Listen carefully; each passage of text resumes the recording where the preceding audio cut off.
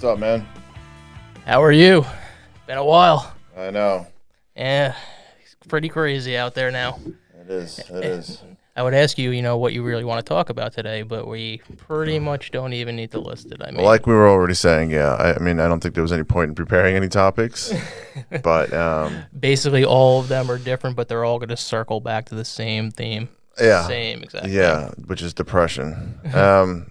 No, but yeah. First of all, I want to thank anybody listening. All 5 people who are listening today. Thank you for. Hey, man, people are at home. People got things to do. Do what? No. Actually, yeah, that's an oxymoron. Never No. mind. People are at home basically with nothing to do is what I meant to say. So It's all right. thanks for catching me in real time. Yeah. But yeah, I mean, I don't know. Should we just pretty much get right into it? Dive head first. You want to talk about Corona, or you want to talk about peaceful protests, or you want to talk about police reform? Well, I think we should start with I don't know, happy things. Try to happy yeah, things. I mean, which be like you Jesus, go ahead and you lead on that spread one. joy, and then within a year, someone murders us. Sorry, I don't know, but Yeah, you said you wanted to lead with happiness, and then you dropped that on us. So you kind of look like Jesus right now. You look like Oh, a street Jesus. It literally has Yeah. been since the middle of March. It's medieval. I like it. Pretty much the last time that you saw me before all this stuff Yeah. started happening. That was the last time I Yeah, shaved. This no, is you've my, been this is growing my your quarantine facial beard. hair, and I've been losing my head hair, so it works out well. It's a nice balance there. So Yeah. yeah, Well, but tell me about literally- yourself, though. What are you doing? What are you doing right now? Literally, basically since the middle of March, I've just been working from home. I want to know every detail since the last time we did this. Every day, every minute, play by play. I don't know. Basically, literally, that's it. 9 to 5 working from home, and then it's like, what can you possibly do? Yeah, there's no sports. There's no. I mean, we could talk about how sports are not going to be played. I mean, it's awful when I try to watch any sports show now. SportsCenter, First Take, they're all apparently virologists. They're all working hand in hand with Dr. Fauci and Trump. I've seen what's her name? I think it's Maya Wiley. That's usually on MSNBC. She's been on NFL Network now, so they have nothing else to talk about because everything is shut down. So I mean, can't I really get it. blame them. They got to have something to talk about. I get it, but it's that they just go too far. They're all, it's so political now. It's they're all making. Well, these, we're basically in election season. I don't care what people say about tradition where, wait till Labor Day and then things take off. No, like we're in the heart of election season already. Well, we can start there. I mean, what? The president's having a rally today, so we can jump right into that one. Oh, so do you think he's going to get elected again? No. Flat out no. I mean, well, is that answer susceptible to change in 3 months, or no. do you think?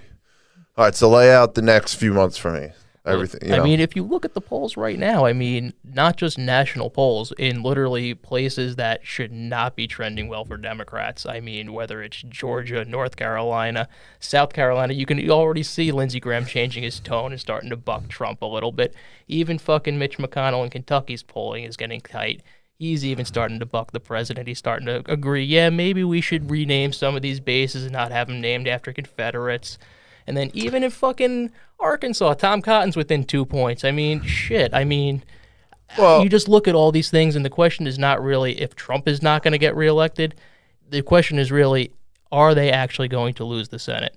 Because as it shakes out right now, I mean, you look at Colorado, Arizona, Maine, even fucking Joni Ernst,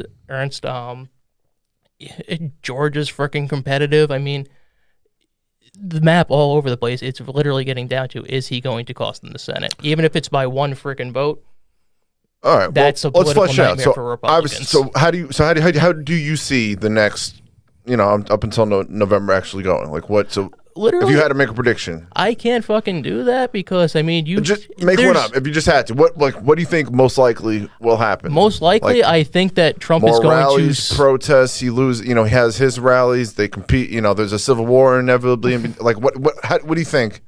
No, he's going to keep having his rallies. I think Biden's not going to have them at all. I think he's going to try to have a virtual He convention. stays in the basement.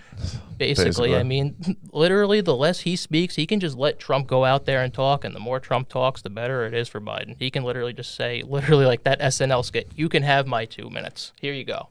Take them. I mean, it's just getting ridiculous. I mean, even take a look at today. Fucking William Barr, basically Trump had to ask Barr to ask him to fire the attorney general in New York. Why is he firing him? Because they're investigating Donald Trump, and it's looking like the Supreme Court's going to rule on his tax returns, and he doesn't want that investigation coming out. Literally, there's not even shame about this shit anymore. It's just, yeah, we're not even trying to hide it. Here it is. We're doing shit. We're breaking all these freaking rules. We don't care anymore. Well, again, there's a lot. There's been investigations on him forever now, and a ton of them, maybe and some are fair and so. ton of them unfair. Quite literally, you look at impeachment. Now you have fucking Bolton coming out saying, "Yeah, it was really just as bad as it sounds." Haven't we been hearing about these investigations in New York for 4 years now? Yeah, and rightfully so. And so far, the only ones that we've had he had to shut down his fucking charity. The Russian he had to shut down his fucking charity. I'm not going to argue that whether or not he did anything. I'm not going to argue whether or not he's done anything illegal or illegal with his charities or anything. I'm sure he has, but they've been going on since he's been elected, or even before he was elected. You know, since he was running. So. What's come of them? What are they waiting for? You know that they're waiting for right now to drop a bomb of some sort just to make his political chances far worse. I don't blame Trump. If I had the power, why not use it? Do you have the power? Do you remember during the election when everybody freaked out because Bill Clinton spoke to Letitia James for 15 minutes on a plane? The attorney general is not supposed to be speaking to the president on a daily basis, interacting with him like this. And people would just go, yeah, sure, why not? It's gotten that fucked up in the government. I mean, literally, these are norms that are not. Wait, the attorney general's not supposed to be speaking to the president? No, he's not supposed to be speaking to him. He's supposed to be impartial. He's supposed to be Letitia James was talking to Bill Clinton, and that was during an election. And yeah, for 15 minutes on a plane, Republicans freaked out. Oh my God! See, look at this conflict of interest. Literally, Donald Trump is telling Bill Barr, "I want this guy prosecuted. Squash this investigation. I'm sure he does. Fire this." Trump does that with everybody, and that is not right in federal government. Obama was doing that all day with Eric Holder. Absolutely not. I mean, absolutely. What do you think like Obama was a saint, and then you think all these? Do I think he was a saint? No, but do I think he was saying, "Hey, I want you to squash this investigation. I want you to open this investigation"? How the hell do you think the Republicans investigated Hillary Clinton 7 times for Benghazi during his administration? He was not saying to the fucking attorney general, "Do this, do that." He was not having contact with him. That's not what the president's supposed to be doing. All right. It's just first ridiculous. of all, I just don't think you can say there's no way that he has, because we wouldn't know, because the media, which is 90% liberals, created a cocoon around Obama and wouldn't Don't even say there was none of that. What Come planet on. are you living on? Are you kidding me? Do you not remember how the media tore him up over Syria? It was 8 years of softballs for this guy. What media? Fox News? Fox News is the only one who ever did anything, because they were the only outlet that has a different opinion. Fox News is the largest media outlet in the country. Okay, but compare it in size when you add CNN, MSNBC, everything else together. All those other conglomerates, they own 90% of the market. I mean, I love when people go, Fox News, that's state propaganda, that's state TV. Oh, we need to get. It's like conservatives. We have one thing. We have one media outlet. We have one. We don't have any of the newspapers. We don't have any of the other media. You live on fucking we don't internet have fantasy world. That's literally what fucking conservatives live in. What? There's no power in that. Look at the protests. Look at how they fucking organize off of Facebook and all this shit. I mean, it's just ridiculous. Okay. You say, oh, we don't have anything. Literally. Perfect example. Look at the protests, right? And all these rallies and riots that happened, right? Yeah. Clearly well organized. Clearly there's a huge infrastructure there. Clearly these people have money. Even when all these stupid Hollywood people came out of the woodwork to fund them, to get them pay for to be bailed out, right? So these people they got it done easily and quickly, and they're big, okay? They're organized. They put a post on Facebook and say, hey, we're having a freaking protest, and people showed up. That just doesn't happen. They had 1,200 that's exactly what happened. Health experts. How the fuck do you see these protests in 50 different cities in the country? That the riots were a public health crisis. That they were actually the coronavirus that basically didn't exist anymore. It wasn't a big concern. But when the white people in Michigan were protesting, okay, that was racist. They were all racist. They shouldn't have been out there because they weren't really protesting anything. Soon as these riots and protests against Black Lives Matter or for Black Lives Matter happens, oh my God, about it. It's a national emergency. They need to be out there. Now, what are they trying to do with Trump's one rally? First, they get him to move it off the Juneteenth day because apparently, if all of a sudden it's a national holiday, it's the Thanksgiving, it's the Super Bowl. Under Obama, I never even heard of this freaking holiday. Nobody else did. And then, come on. They had literally, the judge had a rule that they can go and proceed with the rally here in Jacksonville. Is that so surprising in the Oklahoma State Supreme Court that he sided with the Republicans? Did the Supreme Court side with him on DACA and this is the Oklahoma State Supreme Court, not the federal Supreme Court. Okay, what do you think he put those Supreme Court picks on for? Those kind of cases. There's no difference. They're both conservatives. They're both supposed to swing his way. Literally, you're not. That's what's so fucked up about this, because literally your concept that they're supposed to just rule for the president in every single case, no matter what. They're not supposed to. They're supposed to be impartial. They're supposed to be ruling on behalf of what's best for the country. Well, I mean, you're going to tell me if I elect you, I'm the president, I say, hey, Josh, I'm going to make you my Supreme Court justice. Because in general, they tend to agree, but that does not mean that they cannot, under any circumstances, disagree with the president of the United States. Not to mention, they ruled on this saying, hey, you cannot have a program that this many people depend on and just decide, I'm going to end it on a whim without any instructions or notifications of what's actually going to happen. They literally, the judges asked, so you're just going to have these people rounded up and sent back to countries that they haven't been to for 25 years, even though there's not hundreds of thousands, but thousands of these people working in essential jobs? Makes no sense. You're saying that's what the Supreme Court's ruling was? That's basically what it came down to. That was the opinion that was written. No, the opinion, which was garbage, written by Chief Justice Roberts, said, yes, it was completely unconstitutional what Obama did. Yeah, but the president cannot end it without... They all said it. His bullshit reasoning was the same reasoning he's given on other ones, where it's like you just didn't prove enough of a reason why you need to do it. Okay, so they can refile, which is what they're going to do, and he just wants to make them work harder, and then they need to give more. And he's basically going to have to give better reasoning and actual structured responses to how this is going to take place. Don't break the law. Don't keep coming in illegally expecting amnesty. But that's the whole point of this program. These kids were brought here when they were 2 and 3 years old. Are we going to prosecute them for that? Everyone has sympathy for them, but at what point? But it's also, look, if you want to hash that out, the morals and immorals of it, okay, we can do that, but at some point, the law has to be respected. I mean, I agree with that, but when Congress basically says, we're just not going to do anything, because literally Republicans at every single term for the last 12 years have just said, fuck that, we will not hear any argument other than deport these kids. So at what point does the President Obama not have a point to say, I have to issue an executive order here? If Trump really wanted to get rid of it, he can rescind the executive order, give instructions to how it's going to take place, and there you go. No, what but he Obama didn't fucking do that. Was play the cute little game and call them dreamers and gave them passed this an nice little name. Did you really want him to round these people up and deport them? Did you really want him to do that? I know that's the left wing is what, we're going to round them up or we're going to throw them all out. And, so look, all he did was he played a smart political game, okay? He said, here, challenge this. I'm just going to make this completely unconstitutional, illegal order, and I'm going to call them the Dreamers. And there's these 800,000 sweet, innocent kids that are all just amazing people, and they're all just out there saving lives. And, you evil white people just want to round them up and throw them back over the fence. I mean, it sounds like we're horrible people. It sounds like exactly what you just described, except for the fact that you want to ignore the fact that the Republicans in the Senate refuse to hear any type of possible immigration reform. Well, number one, Republicans are just as much responsible for letting in all these illegals as anybody else because, of course, they're the capitalists. Furthermore, I mean, if you want to really get into this, you talk about, he had this sweet little immigration reform, called them Dreamers. What the fuck do you think Ronald Reagan did? He literally naturalized all those fucking people. Which I'm pissed about, which any true conservative Republican is pissed about. But they don't say a damn thing about it. We weren't arguing about Reagan just now. No, but you want to criticize Obama for doing the same fucking thing that Reagan did, but we're going to ignore Reagan, but we're going to criticize Obama. No, we can talk about, just happen to be talking about Obama doing it. When the Fox News has fucking Reagan did criticism it, George Bush did it, it was wrong then, but they did it, they did it for economic reasons, which I hated They omit that every single time they talk about it. Well, of course they don't mention it as much.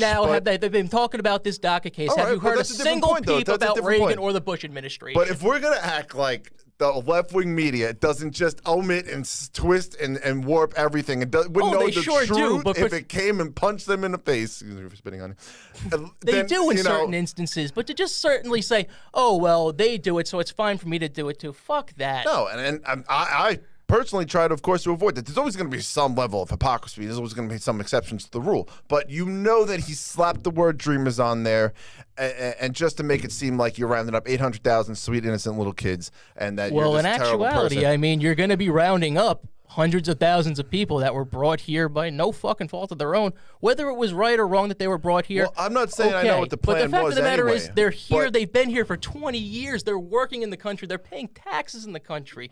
Okay, it so makes then let's no get into- economic sense. It makes First no of all- practical sense to spend all these resources to round these people up to deport them. First when of we all, the actually term that need them in many when fields. people say they're paying taxes, they're paying far less taxes than the average American citizen. That's not a true statement, okay? They don't pay income taxes. They don't pay state Yes, taxes. they do. That's why they had to come forward and actually give their information so they can work in legal jobs and get fucking placement in schools. They get free education. They get free health care. They get so many things that Americans, even poor Americans, don't get just because they've got this label that they're dreamers. Now, yes, look, I think there was an article, something like 30,000 of them work in the healthcare industry.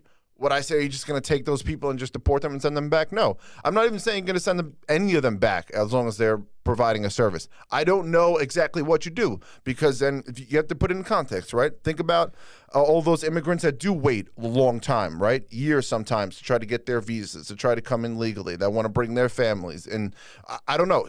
How do you make the system fair? What do? You just going to let them all in, let them all become citizens? Do you want, No, you know, we don't. But the fact of the matter is, it's not like, oh, they're coming in now. They're here. They've been here for 20 years. So what? So what are you then saying? So what's your solution? What They've are been you here saying? for 20 Make them years. citizens? What are you Yes, saying? just Or fucking give them a path just to like Reagan did. No, he didn't make them frickin' citizens. He gave them Naturalized amnesty. them. They can't vote. They couldn't vote. He gave them amnesty, but they can't vote. Okay, so now, of course, their children could vote. But so is that what you're saying? Give them amnesty? Yeah. But are you going to fucking send these people back? No. It makes no sense to Would you give them the right to vote? All right, would I give them the right to vote? Yeah. They've been here for 20 years. okay, so let's just say. So now let's say you They're are probably government. better educated about federal politics than even Well, okay, naturalized that's possible. fucking But American I citizens. hate that argument though because there's plenty of Americans I'd love to get rid of. You know, there's plenty of Americans that. But anyway, But you know what? That's a different question. It's just like they say. But even let's if- say you're a political politician. So now let's say you get flooded, your destiny gets flooded with all these immigrants who have been waiting years, you know, have applied for their visas, who you know, who have come here naturally, and maybe they want their family now to come here, or you know, or they haven't been able to get in, or something like that. What do you say to them? It's not a fair world, but you know what? If these people snuck into the country and got here and stayed here for 20 years, what do you want me to do? You want me to freaking have them rounded up and thrown out of the country? It might very well be. I mean, it makes no plausible sense to do that, to deploy all the resources and all the costs that it's going to take to find these people, track them down, incarcerate them, basically let them know, here's your departure date, and then have them flown back to another country. It makes no economic sense. There's big truth in that. Well, I don't care so much. Well, economic, yeah, no, but there is big truth in that. It would cost so much money. It's gotten so bad. So you're right. This is a problem that you can't really deal with that way. Yeah, but okay, I feel like I'm a baby now. well, I know. I feel like when I first met you, it was one of the things you're like, I don't like Trump's immigration reform. So I feel like it's a sticking point for you. You know, which I find funny. Like, why does somebody care so much about immigration reform? Like, why is that a big issue? You know what I'm saying? Because that honestly, to me, ties into how I feel about foreign policy and how America presents itself and how you actually win these actual propaganda and cold wars against countries like Russia and China in the long term, is that you build long-term relationships with these people that are in other countries. But see, like, how do you think you made a good point there, though. But why not build them with them while they're in their other countries? So let the Mexicans stay in Mexico. Let's build up Mexico. And then we can, you know, so they're not dominated by cartels. They're not flooding over here. Like, how?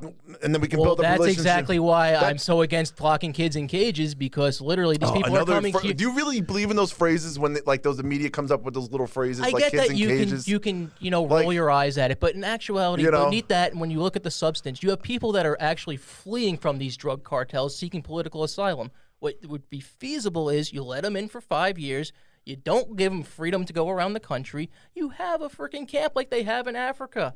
Literally, A refugee camp? Yes, Oh, you God. literally. You ever been to a refugee camp? Because under these circumstances, under the Geneva Convention, they are still given the right to vote in their country. So we then say to the UN, hey, we have X amount of these citizens living in our country that we are now having to pay for.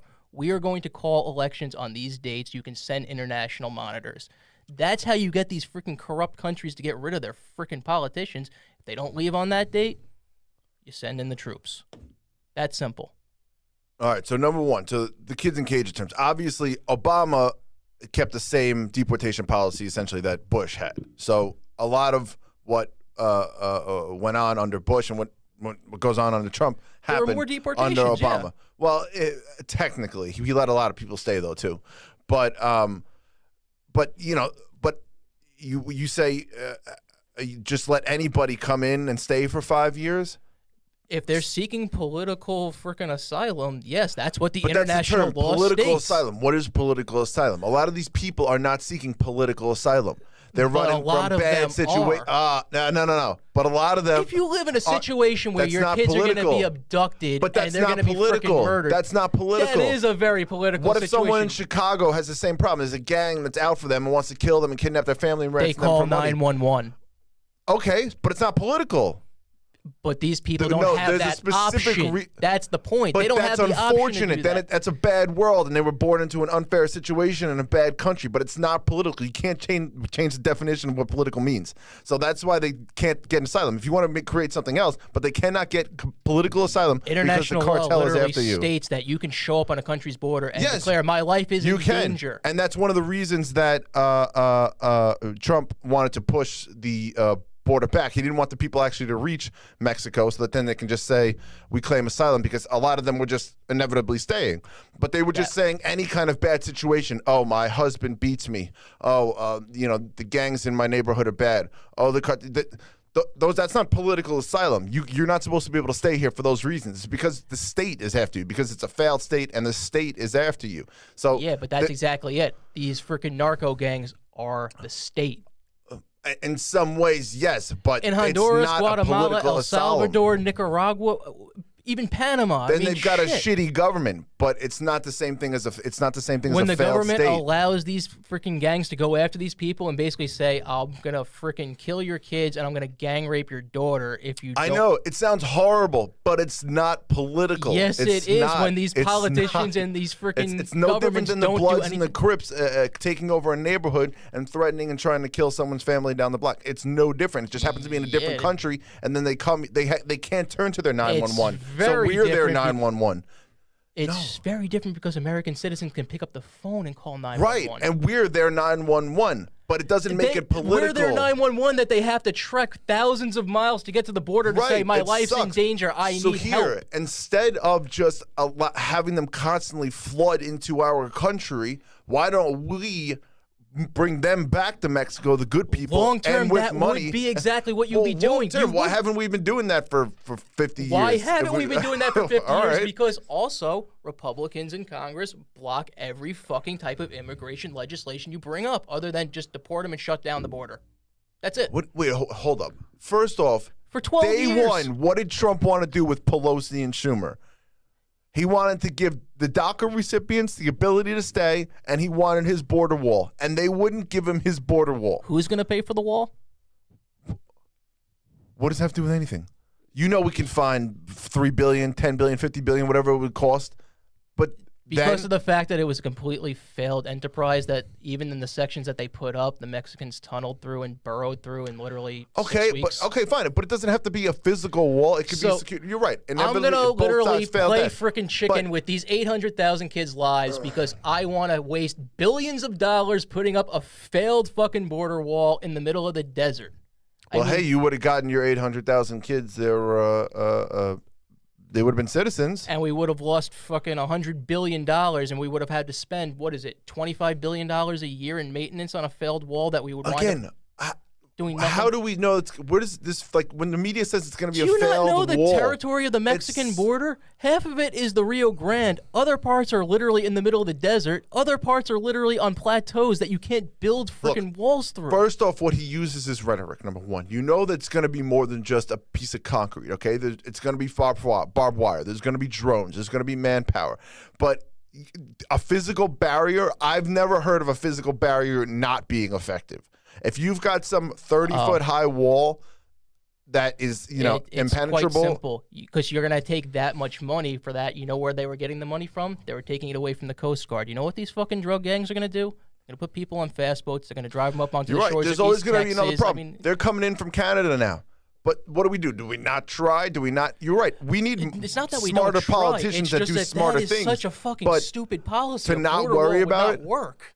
But what then? Have no border and just keep letting drugs and people flow in? You have to have a border, but the fact that you're just going to put up a 30-foot wall and act like, oh, that's good. So what's the Democrats' response? But it wouldn't be that's good and that's it and that's the end. You know that. More agents, more security, there's more people drones that on say the border. border agents don't do anything. That more border agents wouldn't do much, and that half of them are corrupt and they just get paid, and then Well, half of them are corrupt, and that's a freaking cultural problem in the freaking Border Patrol. So what's the answer? Then you got to reform the Border Patrol, and you got to hire more agents, and you have more drone technology to secure the border. Well, I mean, that's a lot to do while you're also reforming the police and getting rid of them. And well, you know something, we got a lot of people in this country that are out of work, a lot of college kids that aren't going to be able to find jobs, and a lot of people that apparently are resigning from these police forces. Do I think all cops are bad? No, I don't. Do I think all border guards are bad? No, I don't. Do I think all Republicans are bad? No, I don't. Do I think all Democrats are freaking perfect little angels? No, I do not. But I mean, a lot of these issues that are going on right now that are basically happening right in front of your eyes, I mean, it's just animating me, and you could see it with people in the streets, and you could see it in the poll numbers. It's getting to the point where it's beyond aggravating. Dude, I'm literally sitting here squeezing a freaking stress I know, I see you. as we're doing this. Come across the table, kill me. What did I do? I said to myself when I came in today, I'm like, oh, I got my stress ball, I got my fidget spinner, I'm ready to talk That's politics. hilarious. I fucking hate talking politics. All right, so what's something happened? We can't talk football. You got a football there. We can't talk football. Oh my god. Fuck. I miss football. Is there going to be a season? I forgot. I doubt it. Did you hear what happened? Fauci said they got to play on a bubble or something like that. Bubble boy. Well, I mean, you would have to have these players like isolate themselves from their family. Did you hear what happened with Clemson football? I heard they got 21 people tested by. Okay. Yeah, I mean, right there, you can't. I mean, you got to shut down your. And also, apparently, Dabo Sweeney is a racist or something like that because.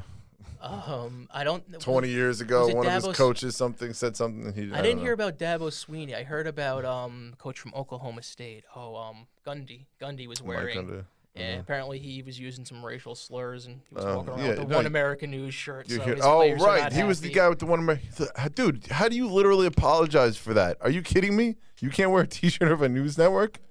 You're going to tell me you're okay with that? No, that one I literally was like, okay.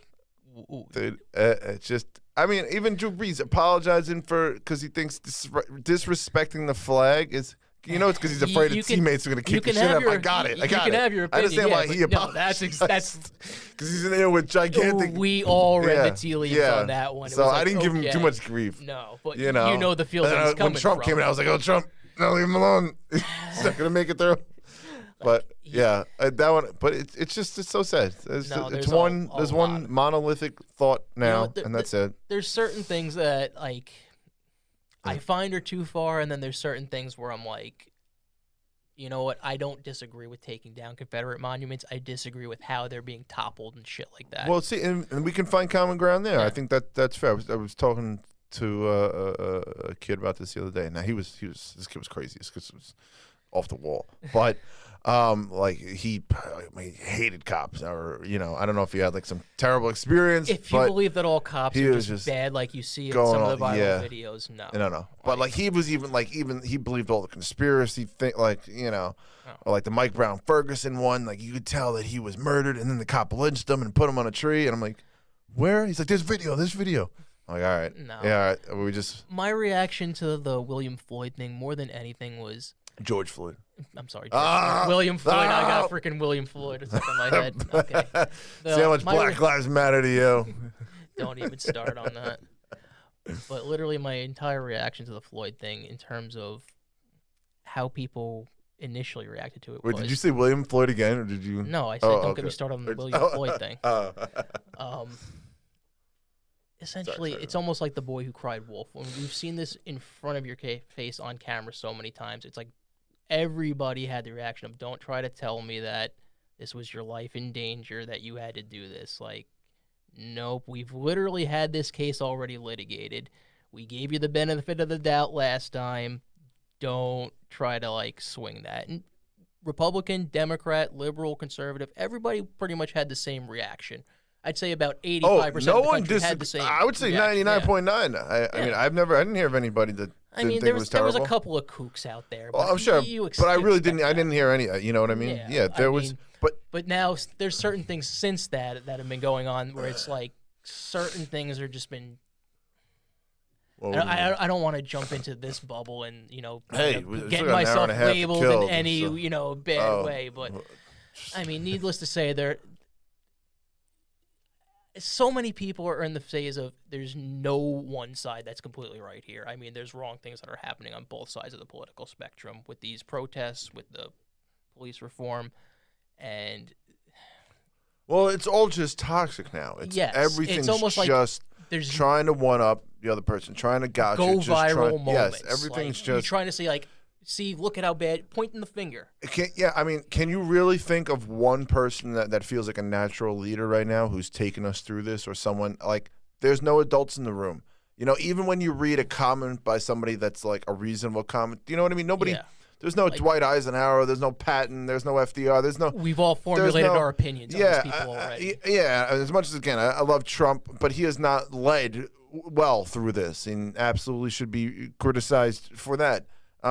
And Biden, I mean, God, no. Can you imagine if he was the president, you want this guy? No. Like I said before, the less he speaks, the more he just right, and that's what I'm saying. It's better for him. If he really wanted to be president, and if he was capable, he would be out there. You would absolutely be out there right now, pretending like you were the president, because you're like, look, we don't have one. Well, and so that really showed to me that this guy can't do it, because he has had a couple of appearances in the last 2 weeks where he's been very on point, very on script, where he actually, again, looking at how he performed in the debates during the primary, I set my ceiling He didn't have a bad, his last primary, I think, was won him. He did a good job. The one where it was just him and Sanders. Yeah, he was able to hold it together. But he does like these goofball, like you saw him with the mask where he has it draped over one ear and he looks like an idiot. Yeah. Something like he's one of those people that for moderate Democrats, I mean, we're not looking for a perfect candidate. We're just looking for someone. Well, that's the thing. I mean, moderate Democrats, I'm assuming he's a shoo-in. It's the, I don't know how, there's really no political parties. It's all craziness at this point. But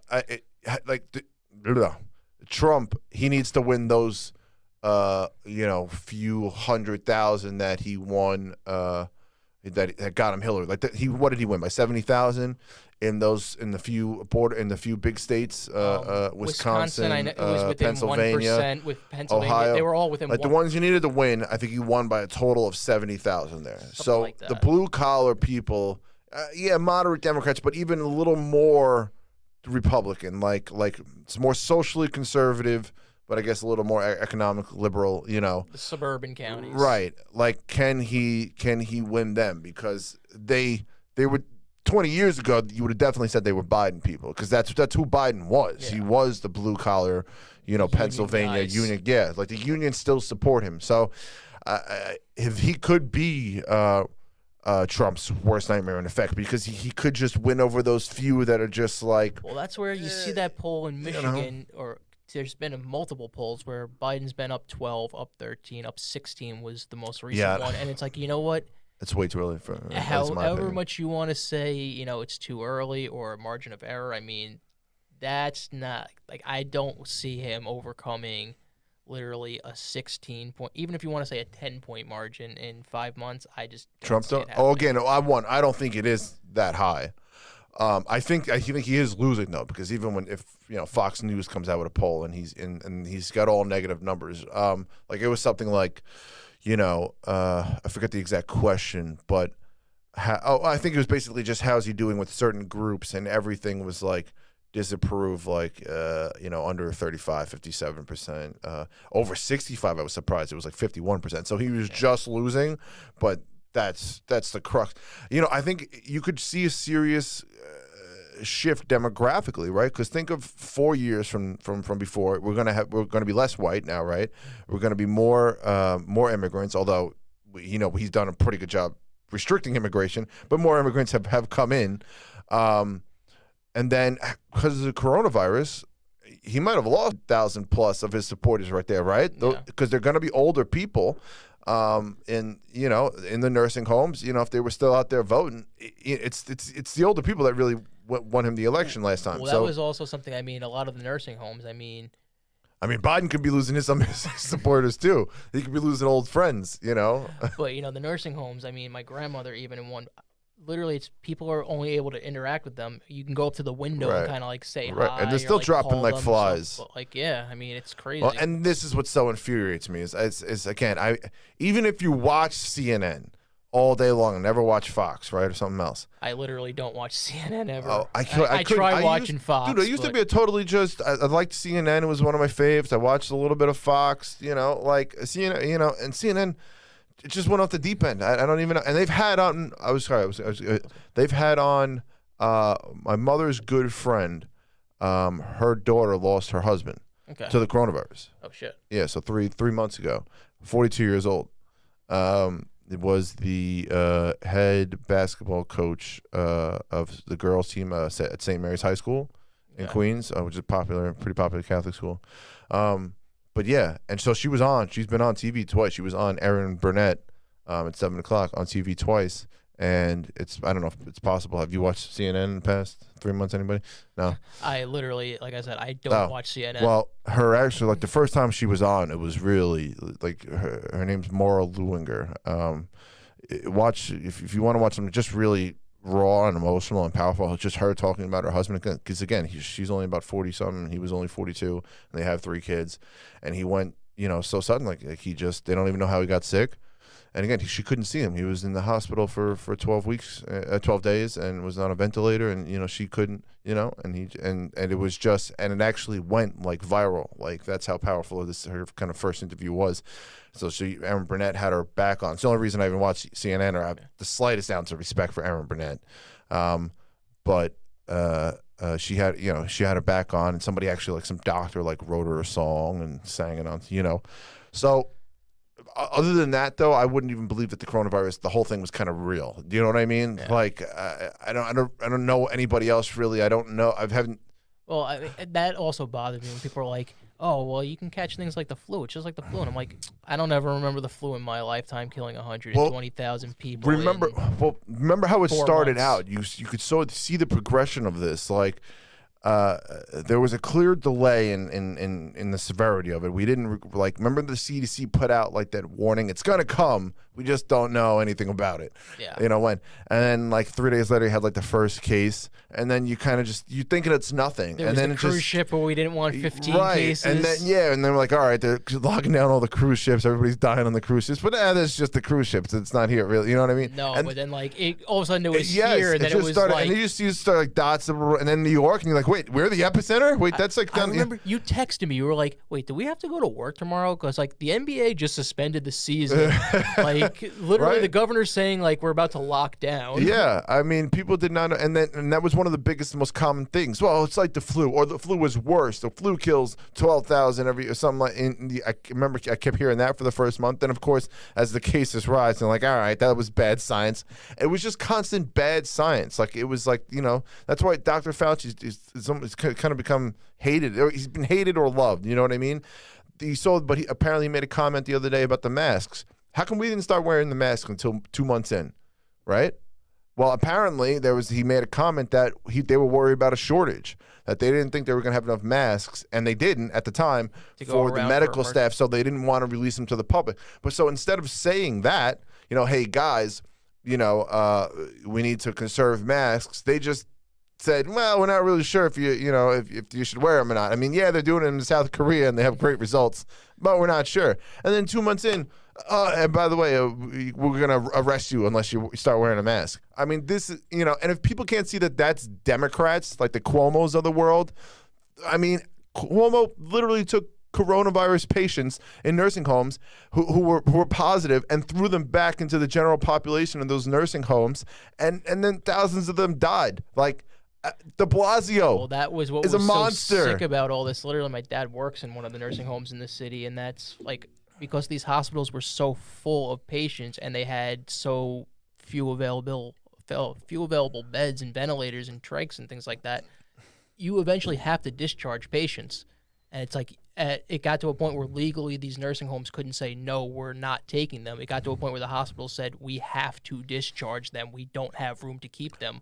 Like, well, they were apparently mixing like there were no separate rooms or floors for. There was at Elmhurst Hospital. Remember, like a couple at the beginning, they had a really bad. Yeah, a bunch of people died. All these hospitals, they've all had to basically rearrange and basically have specified, Well, they're supposed to, but I was just watching a video on Tucker Carlson yesterday. This nurse in there videotaped it because she's like, there's a corona person. I won't say COVID-19. There's a Chinese coronavirus person to the right here, and a non-positive one here, and then a positive one. So they had them all mixed together, and so there really wasn't any of this. Remember why did they bring in the ship? Hope they didn't even freaking. Remember they ended up accidentally putting Chinese coronavirus people on there by accident or something like that. You know something? That one I didn't get because literally what they were supposed to have done was take people that weren't having ailments related to coronavirus and put them on the hospital ship. Right. They were supposed to use the hospitals for dude, it was complete. You and I could fucking run the country, but some of these other people can't. That's what I'm getting at. I feel like we really could. Yeah. Like we can disagree on things, but like absolutely. we could find a way through. Like common sense will prevail at the end of the day. Somehow they just seem devoid of it. They all seem I don't know. And it's like normal people realize it, but we. This is what it makes me wonder just how much do lobbyists literally just have a blank check in front of them I guess. I guess. Or is it just they like the cushy lifestyle? It seems like some of them are even decent, like the Lindsey Grahams, whether you like the left or right. That they get emotional, they get sensitive about things. They seem like decent people. The Tom Cottons are on the left. Give me somebody on the left who has a heart. You want Cory Booker? You want Klobuchar? Klobuchar, fine. I like Klobuchar. Harris, even Sanders feels like, but then what has he done? I don't know. Then they're ragging him at the debate. Sanders, you had seven bills in 30 years, and 2 of them were to rename a post office. Hey, but I'm really what? Cuba had some really, really, really good educational systems. What'd you say? Cuba had some really good educational systems. Dude, that's what did him in, right? That's what killed him. I remember watching that live. You lost to a guy with dementia. I literally I watched that live and he said that. I was like, you can hear the audible gasp in the room. And Cuomo asked him again. And remember, Cuomo's like, well, you don't usually say good things about dictators. Yeah. Remember the room booed him and he was like, really? Really? And Trump was yes, really. Biden was like, yeah, stick that one in the. But, I bet Hillary's laughing. Not so hard to beat an old white guy with dementia, huh? Everybody's killing. How'd you lose to Trump? For Sanders, that's not so easy. Hey, it's about likability, man. People just authenticity. People, people don't fucking like Hillary Clinton. But she brought that on herself. Now I see why. She's not a likable person. She's not. She's intentionally become a dislikable. She's saying stupid things. She even still as a Democrat, I so badly wish that she would just go off into the country, ride off into the sunset. We don't need to hear from you. She's endorsing, she hasn't done a lot of endorsements. I saw her first one come out about 2 weeks ago. Or I don't even know if it was 2 weeks ago or 10 days ago, a week ago. But she's, starting to endorse certain candidates. It's why? You just want to make them more toxic? You just want to make them radioactive? You really just can't just sit in the corner and just not say anything? I mean, haven't celebrities, though, at this point, haven't they realized that their endorsements don't do shit? When you see Oprah, Taylor Swift, or whoever, they come out. That candidate almost never wins, or they win by the slimmest of margins. Nobody cares about. You know what I mean? You're a schmuck. You're a celebrity. You don't tell me how to vote. Get out of here. And what happened to T Swizzle? What happened to Taylor Swift? She became like this diehard. She used to be like impartial and never spoke about politics. They used to call her politics. like a white nationalist, for Christ's sake. I don't know if she's trying to like, because she like deliberately wouldn't. Yeah, she would never speak. They had, when she I remember when she made the video "Shake It Off." They attacked her for white supremacy because all the ballerinas were white, and remember she has like, I don't know if you remember the video. She has a little part where she acts like a gangster and she wears like a crooked hat and a chain. I don't know if it's, you know, like, dude, they all fall into the trap, unfortunately. Yeah. And I can't. That's why she was. You know, this is my thinking for why she's number one. Like, she's the highest selling music artist of you know, at least currently, and it's because she was apolitical. And also because she was the good girl. She was always considered like the good girl, right? Think, you know, Britney Spears before she became a mess. You know, Miley Cyrus before she became a mess. Like anybody could use them for marketing because they don't touch politics. Exactly, but also they got the wholesome sweet girl image. So the moms and the dads and you know are okay to let them listen to their kind of music. I mean, like Taylor Swift, you grew up on a freaking Christmas tree farm, bro. Like, just be sweet. For a while, she had that Republicans buy sneakers too thing going for her. She did. Even MJ still does that. Yeah. And he's still a #1 brand, bro. Like, you saw The Last Dance? Yeah, I saw some of it. I got to watch the last two. But you know what? He was actually right in the sense where he's like, just like you said, people don't care about, you know, celebrities making political endorsements. They don't. He always got that. He didn't view himself as, you know, somebody to be doing that. He wasn't going to speak on something that he wasn't, you know. Right. Why would no one? Yeah. So he's like, I wrote a check, and that's what I did. And again, that's our biggest problem now. Now he also lived in a place and time when it was easier for him not to speak because you get so much and he may have actually now. had a better reason to speak, but I mean that's right. I mean, but hey, he wasn't dying. You know what I mean? Like, things weren't that bad. You know, like. I mean, from his perspective, I mean, we can't put ourselves in his shoes and be like, it's easy to sit here and criticize him, but I mean, when you're looking at what he had, well, that's what I think. It's easy for black people to criticize him. I mean, I'm not criticizing him. I got nothing to criticize him about it too. You know, but yeah. Well, also there's so much pressure. That it becomes a vicious cycle. You know, social media with globalism, with China. I'm sure China's like screaming down these players' necks. You know, all other countries, international organizations. You know what I'm saying? So I get it on the one hand, but it's like they constantly seem to keep putting their foot wrong. You know, like I do not want to watch a basketball game, and you're all out there like protesting me. You know what I mean? Because like that's what they're doing at this point. They're protesting me. Like they're protesting. You know, a straight white guy who has traditional conservative views, and you know who doesn't specifically. They're protesting police brutality. I know, but like I get where like the mix that's comes the message. in, but that's what it's gotten to, or at least that's what it feels like at this point. That's what it feels like, and they're protesting you too. Like, you know, they're protesting you. Like if they saw you down on the, meaning what? Like, I don't disagree with the right that they have. The right to protest if they want to do it even in uniform. I'm not gonna fault right to protest, sure. But what I'm trying to say is you know, there's gonna be no difference between you and me at the end of the day to them, or at least you know in their eyes. Like we're walking down the street, you can be the most ardent liberal, and me like the most staunch Democrat. I mean a Republican. And at the end of the day, that's not gonna matter, and that's why going back to the whole thing that set this off, right? The George Floyd case, right? Everyone overwhelmingly agreed that what that cop did was terrible. Yet why the massive protests? Why all the horrible looting? Why all the riots? Because it wasn't really about that. It wasn't really to those about people. It wasn't. I mean, you can't look at those and say there wasn't legitimate thousands of people out there. Okay, fine. But even those people, what are they truthfully protesting? They were protesting police brutality. Yeah. Meaning what? Like, where are the numbers on that? Are they protesting historical police brutality? Are they protesting? They're protesting police the brutality fact that they today? See police brutality. Did they see it? What exactly do they see? People being killed on video that are unarmed black people. I mean, literally. I mean, whether you want to talk about Floyd or Breonna Taylor. I mean, Eric Garner. I mean, freaking Freddie Gray. I mean, Walter Scott. So easy numbers. White people don't die unarmed. Last year they said it was 9 unarmed black people died by cops, 19 whites. Where are these videos of all these videos? Where are the white people? They don't show them. Because I love that you just asked that question. They don't show them, and they don't show them intentionally. Because these white people probably have a reason that they're getting killed. When you look at George Floyd, look at Are you say that about a black person in a million years? You know, black people have a reason. I don't know that they don't if they're not showing these fucking things. If it was police brutality and there was a legitimate case, they could come out with it. Why don't they show them? You know, because it doesn't fit CNN's narrative. You know what CNN showed a video of just the other day, Chris Cuomo? There was a protest, people were driving by in a car. He decided to show a video of two white guys acting like complete assholes. One was they were doing the George Floyd, if that's a thing.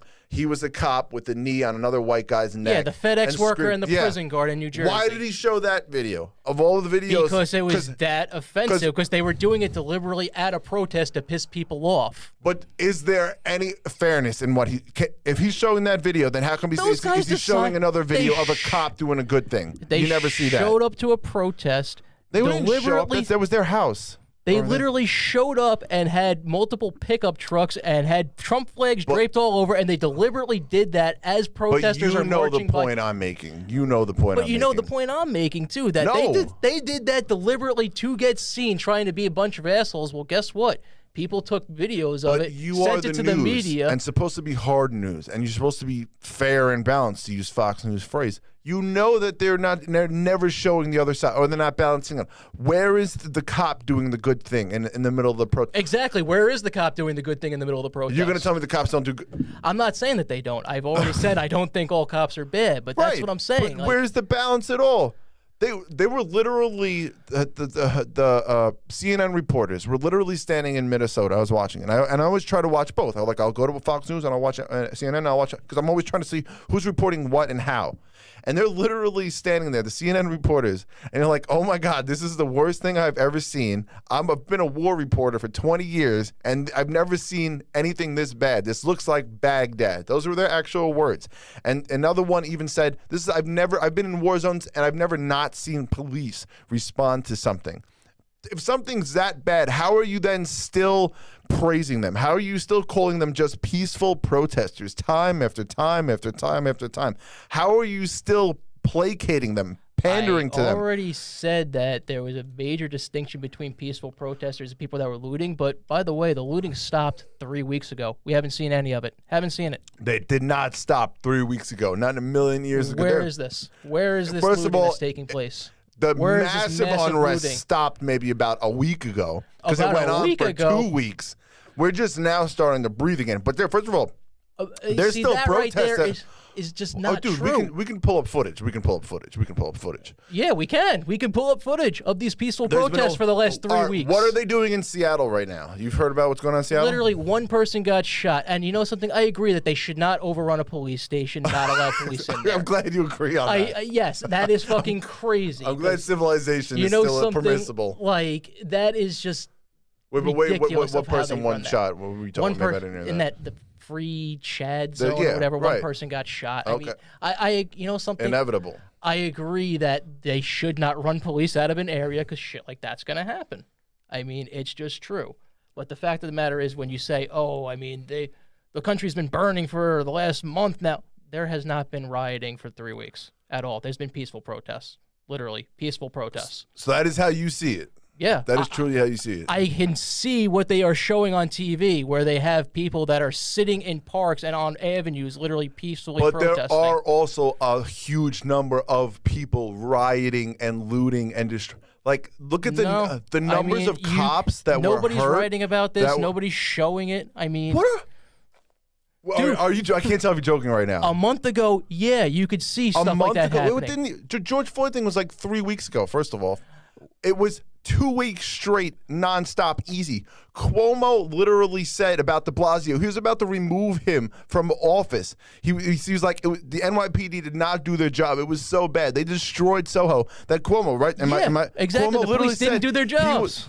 Because de Blasio wouldn't let him. Wouldn't let him. Did Cuomo say, or did he not say that he was thinking about he was going to take de Blasio out as mayor? Why would you do something unless the situation is so horrible and dire and out of control? We already agreed that there was rioting, but that stopped. You just said it's been nothing but peaceful protesting for the last 2-3 weeks. Literally, the rioting stopped. Maybe the massive rioting has stopped from maybe like the last week, but there's still shit going on in place. There's still I mean, I don't know what you call Seattle taking over 6 blocks, rioting. If it's not, I understand. See, that's also it. You don't want to see the peaceful protests that take place in Seattle outside of there. But see, you're doing what CNN and what liberals do. But you're also doing the same thing. For one peaceful protester, like for every one looter, if there's 10 peaceful protesters. It's also not okay if there's one bad cop for every 10 good cops. Okay. I mean, this is the problem that we're having. We weren't even talking about that. But, all right.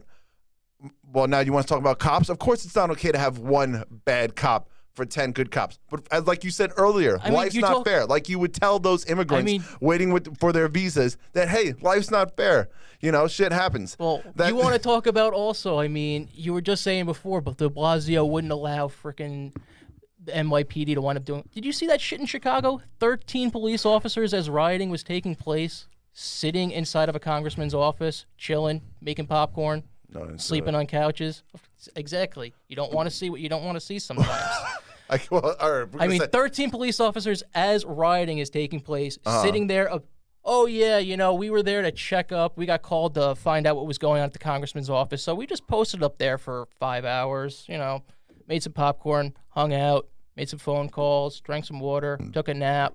Okay. You know. Oh, first of all, I can't see everything if it happened. And 3 of them were freaking supervisors. I mean, Okay, well, that would be a problem, right? But that's what we're saying here. I mean. But you're saying they didn't do what, though? They didn't respond to rioting and looting or peaceful protesting? Because if it was just peaceful protesting, they had nothing to do. Literally. So there was rioting and looting. Yeah. And how long ago was this? This is literally 3 weeks ago. 3 weeks ago? Yeah. Okay. But so there was rioting and looting. Yeah, they were responding to a call, and you know what they did? They showed up, found there was nothing wrong in that office, and posted up for hours.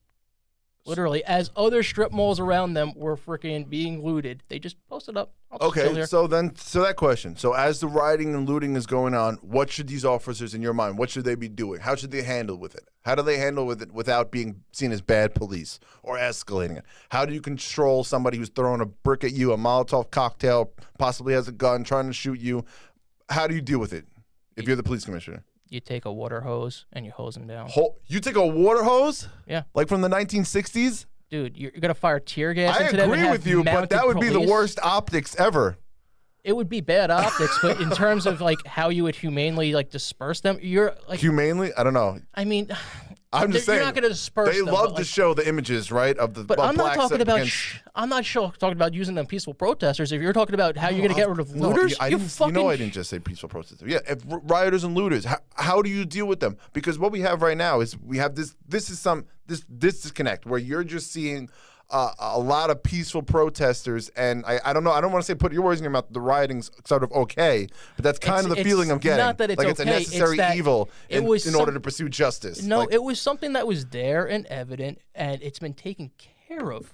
Like it's been taken care of. Like literally. You don't see any. Where are the rioting taking place in the last week? All right, but even if it's not going on right now, it went on for like 2 weeks, and a lot of businesses were destroyed. And again, a lot of black and brown communities, immigrants. I mean, people that had small businesses that were already suffering so much from the coronavirus, from being shut down.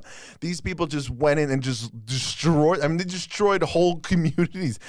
Most people probably won't recover. And they killed. How about the black cops they killed? That first night in Oakland, they killed that black federal officer. Then they killed the other black guy, David Dorn. That was done by Boogaloo, though. Literally, those were freaking a right-wing fucking crazy group. The Air Force sergeant showed up and killed the freaking police officer. Killed which one? The Oakland one or the? I know the David Dorn one. No, that was a black guy who broke into his pawn shop looting. They found him already. Okay. So I don't know. Okay. Like, there's nothing right on either side. I mean, like in terms of that, fine. I agree. But you're going to tell me this Black Lives Matter agenda isn't an awful hypocritical agenda because when a black cop dies, they don't see him as a black person. They see him as now a cop. And they've openly said this. You now become blue. You're not black. You're blue. So that's my problem is there's a lot of bullshit with the Black Lives and they know it and we know it and if you call it out now in your own country, you're a racist. It's not good enough to say you're not a racist and call it out. And the fact of the matter is, you hit people. What do you mean you don't live it? I don't live the reality that a lot of black people have had to deal with. I mean, well, I don't live the reality either. But you can see we have two eyes. We're visual creatures. We know exactly right from wrong. That's exactly it. I'm seeing things on video that are right from wrong. I mean, I see it now. I mean, you see it all the time. You can't ignore it.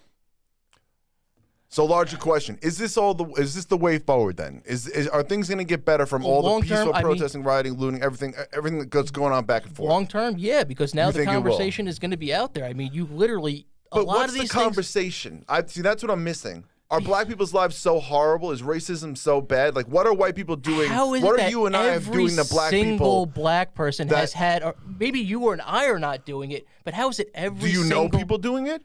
I don't personally, but... I don't either. Where are they? That's what I'm saying. But that's the thing. How is it that every single black person has basically had a racist incident that has formed their opinion? I mean, I'm glad you asked that question. That's the reality that I said. I don't live the reality of a black person. But that's exactly it. I have a problem with that, saying I haven't lived in their shoes. That's this new white privilege. You can't associate, so you can't really talk. We can't get anywhere if we can't talk about the same thing.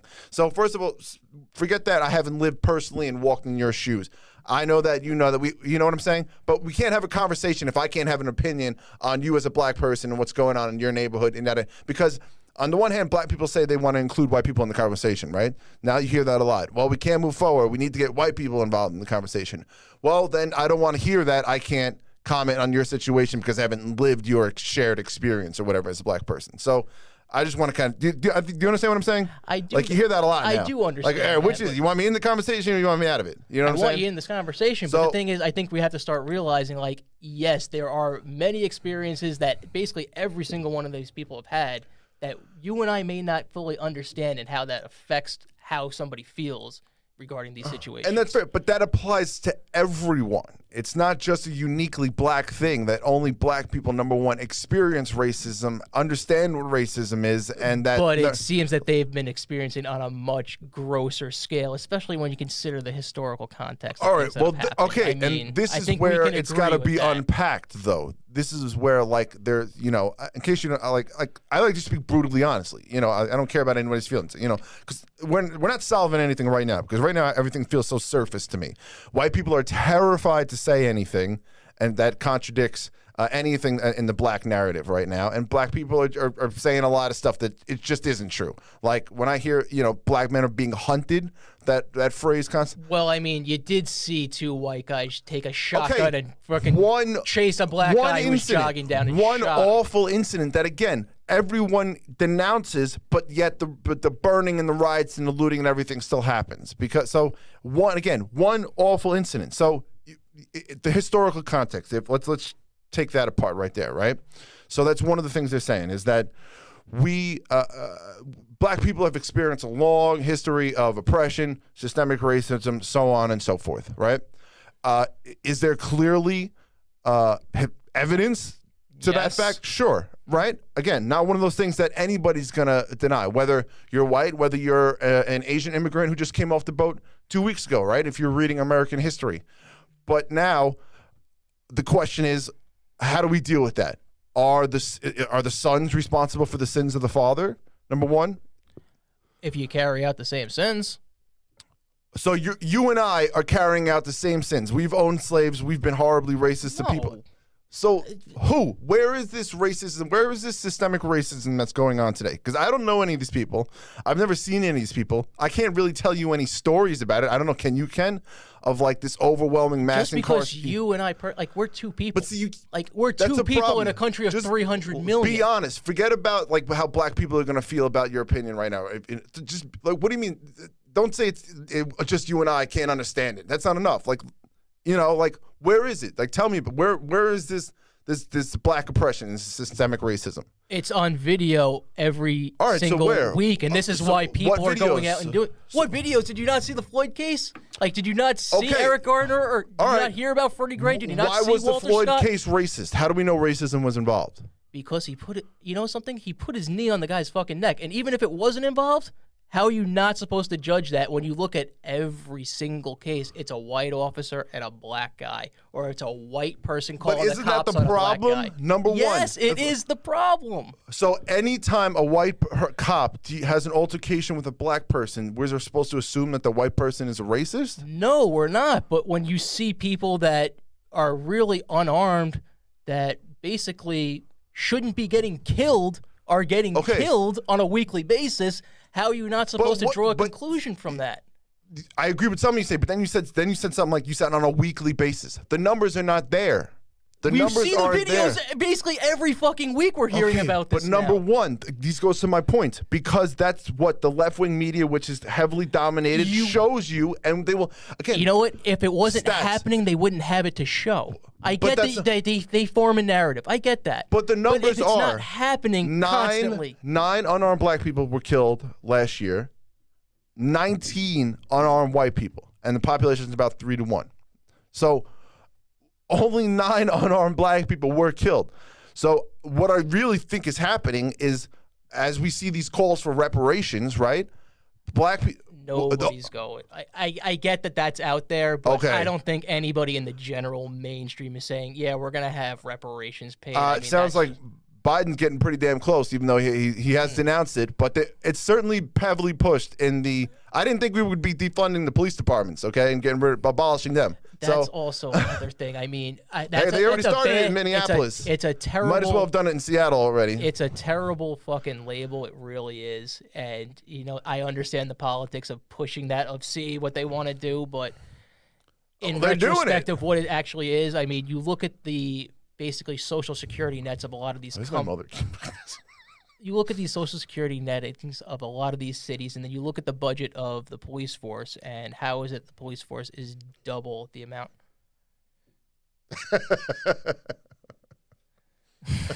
But you know what? This is the reality that you live in. I mean, you can't, you have to be very sensitive about this stuff. But so where were we? Police budgets and so again, we talk about the narrative that's out there. The numbers don't hold up. So do we believe the numbers, or do we believe, I believe the narrative that's being pushing? I believe what I'm seeing on video. That's literally what I see. I have 2 eyes. I can tell right how from many wrong. How many cases? Again, in comparison to the other numbers, first of all, this is the biggest problem I have with this conversation. This is a very diverse country, right? Yeah. It's not just black and white. There's about a whole other 40% of people that have been completely left out of the conversation. Yeah, but when you take a look at the prison population of this country and how disproportionately it's black, hugely black, dude. It's also hugely Hispanic. Hugely Hispanic, too. But when you look at the Hispanic population in the U.S. compared to the size of the black population in the U.S., the Hispanic population is much larger. So that's where the math doesn't add up. How is it that these... But when you say the math doesn't add up, allow me to simply just propose the opposite to that. Are these black people just committing crimes, the ones that are in jail? You know something? That's what we have to figure out. I mean, where is... Well, I thought we figured it out. What's the reality that these people are, like we said before, I don't know that reality of what these people are doing. But if we don't believe in the system, that the system is inherently fair, it might be flawed, but that it's inherently fair and that these black people are not all innocent and they're in there because they committed a crime, they got due process. It might be maybe they had a shitty lawyer, they couldn't afford one.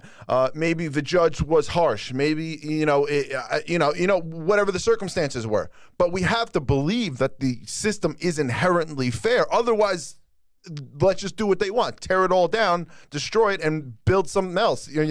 But that's where we have anarchy. So we have to believe it, that it is inherently fair and that they're in jail not because of some giant mass incarceration by, again, I'm presumably we're pointing this at the 1994 crime bill, which I hear a lot, and Bill Clinton, who was considered the first black president. So the guy loved black people. He has his offices, I think in Bed-Stuy in Brooklyn or something like that. So if we're saying that guy's racist, then I don't know. Then I don't know how to debate you. Then you've won. Then, let's tear it all down because it's all inherently racist. It's already, screwed up.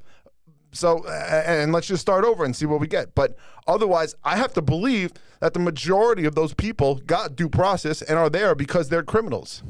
I'm not saying that they didn't get due process and they're not criminals. I'm just saying, and when you look at the numbers of the size of the population, demographics of this country, how is it that you have 40% roughly of white people, you have 13% of the country is black, yet you look at the prison populations. It's overwhelmingly black. But why? You just asked why. Because you have police forces that are overwhelmingly going into black neighborhoods and doing heavier policing. And that there. is true. That's absolutely true. But then, as an extension of that's that, what I'm saying. Crime gets brought down. It does get brought down. Yes, the unfortunate consequences, more black people get arrested. But who's to say that the same shit may not be happening in other communities? It's just that it's overly policed in some of these places. But it Could is be a overly catalyst policed to because some of these things. do we see what happens when we have examples of what happens when police pull out of these neighborhoods, aka Chicago, aka Oakland, aka New York City. Look what happens now. It's the police have pulled back. The Ferguson effect in Missouri after Mike Brown was shot. Murder crime skyrockets, and that points to what I believe and what I think. Unfortunately, only most conservatives seem to believe, and no one else really seems to want to talk about it, is because the fatherless rate in the African American community is just so poor. It's about 70% of African American homes don't have a father in it. So you've got these single, mothers out there with, several kids who are, living below the poverty line. So of course, inevitably, the kids are most of them are gonna get into trouble. And then you've got a way of life. Education is not valued there, unfortunately. They want to be rock stars, rappers. But this is exactly where the solutions come in. This is why people are saying I get the label defund the police, but it's not so much that as we need to put some more social security nets into these neighborhoods so that if they have these situations where the fatherless rate is that high, guess what? You have social security backing so that you have more teachers, you have more freaking guidance counselors, you have more therapists, you have more places that you can go to for these things. And that's a fair point. But number one, that's not what they were saying at first, all right? So you know what? That's because a lot of media took the narrative of defund the police, and they brought some of that on themselves. But they defined it. I mean, but that's where we can have we look. I'm even opening to but they keep the one you hear about now is Camden, New Jersey, right? Got rid of their police department. You heard about that, and they were heavily corrupt and reformed it. So clearly, I'm open to anybody. We're all open to a discussion on this. So. But that's the problem. Number one, probably let's say you take $1 billion away from the NYPD, right, and you invest it in poor neighborhoods. Number one, they've invested a lot of money already over time in these neighborhoods, and a lot of it has not gotten to the people. So number one, who's to assume it's going to get it there already? Also, it's probably going to take a long time to see actual results. So I would say in the meantime, you need to put a lot of police in there, invest even more in training the police to handle these encounters. But yes, you're right. Yeah, their problem are schools. It's failing schools. It's not having guidance counselors, mental health and but the way that it's being gotten about is all wrong. And that's the problem. Unfortunately, like we say that something between Fox or CNN or MSNBC, they do have their narratives that they have to push in there, and this is something that doesn't really get talked about, of the substance of the issue of how is this actually going to take place, how is change going to happen. Right, and unfortunately, I feel like it never really gets discussed because no one's willing to offend enough. Well, basically, because you know what happens? It happens just like you and I. We just start shouting. Sure, right. We just start fucking shouting. But we can get somewhere, though. I feel, you know what I mean? Like, but you and I can, but the majority of right, and that's the problem. Will storm off, or one will pull a gun. That's shit, what's unfortunate. Oh, jeez.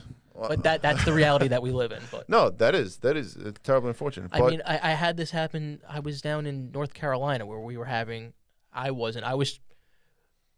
My brother and some of my friends got into a two-way discussion, and I literally walked away. I'm gonna go shoot pool by myself, and I was on another floor, and I heard yelling, and just like I said, somebody stormed off and just walked away. And I'm like, that's typically what would happen in any one of these arguments. Well, it is sad. It's sad. People would just walk away and say, "Fuck it, I don't think you're right, and I'm gone." Right, and that's a big problem today. People will argue all day long on social media, but in person, and that's it. And yeah, I mean, I've got literally family members that decided, I can't be associated with me. You support Trump. That's it. My mom has got basically a lot of members on her side of the family where they're every day on Facebook, it's putting things, and it's like, you know what? I just scroll past it. Look, Scroll past it. I mean, Yeah, it's- look, social media is to me is the root of all evil crux here. of everything. Yes, Because yes, yes, and but who's willing? No one's willing to do anything about it. I don't you know understand what? why. That's actually like how people are starting to talk about. Joe Scarborough screams about it fucking every day, where he's like, "We need to regulate these social He's a media Republican, companies." right? He was. I mean, Yeah. I think he's an independent. I don't now. know I mean, him. there's no way he's a Republican now. But it's like, if the First Amendment is true, I mean, it's like you can't, obviously run into a crowded place and yell fire or bomb or something like that. But I mean, if the First Amendment is the First Amendment, I mean, you have to allow people to make their own opinions on what they see on the internet. I mean, that's just how it is. All right, there's a lengthy discussion here, but see, you brought up a good point. Like, he's screaming about it. Like, we know it's the problem. It seems like everybody knows that social media. Like, we can seem to be able to identify the problems easily enough, but then we don't do anything about it. Yeah. Like, Because now the social media companies are supposed to regulate themselves. Well, it's because we secretly love it. Yeah. Like, we secretly love to argue with each other and fight and be It's nasty. that go viral, fucking gotcha, that's the thing. point the finger type we secretly love it, of course. And people, and while Facebook and them, they're making money, they're never gonna stop. Oh, yeah. And they don't care. Hey, they'll act like the virtue signals. They have fact check Trump, but then when China needs Twitter, yeah, whatever you want, Communist Party. Well, we're so moral. I heard that this week, where it's like Mark Zuckerberg doesn't care so long as the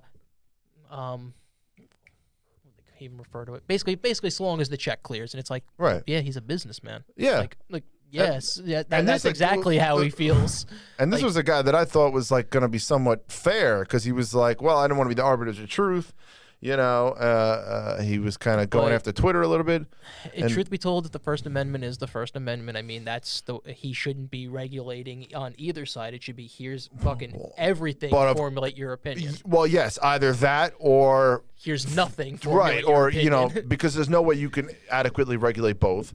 But also, that's the problem, right? That's the culture war now. Is we know that these tech companies are liberal. You love them. I'm sure you love them. The way, Actually, fact checking Trump. Like anyone with a brain knows that's political. Either way you look at it.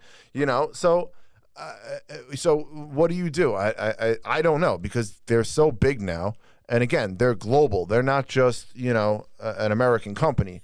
They're global. They've got so much clout and power. they're bigger than news organizations. Like, Oh, they are the Yeah, news organizations. Like, literally, that's their primary I'm surprised form CNN of- exists even. well, that's basically the primary form of content is the social media. No, I know pages that. now. Yeah, that's literally it. Right. No, sure. No, people don't. They don't go to the New York Times or this on and so forth. Well, that's which is where I why think- you think the news would get better, but somehow it hasn't. Even though you've got all these options, Well, it's the go viral. everyone's got to gotcha. click. So It's yeah. clickbait. It's go viral. You It's know? that type of mentality. It's- Every week you'll see like a new news organization present themselves or try to reframe it. Oh, it's independent and just straight news, and then in a week, they're showing, I don't know, some kind of. people have formulated their opinions. Dude. There ain't no breaking through. Actually, in the that real one. problem is porn.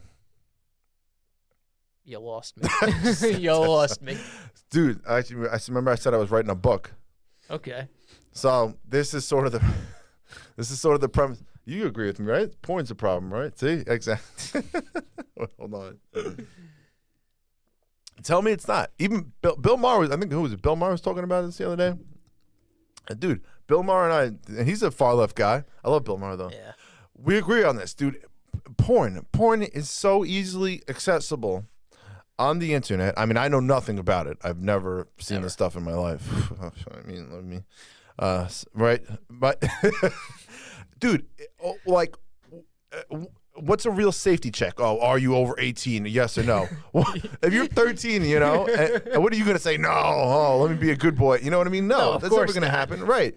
The only ones who've got this whole right are the Amish. It's actually fun. I was Googling them the other day. I'm like, what are these mother effers doing these days?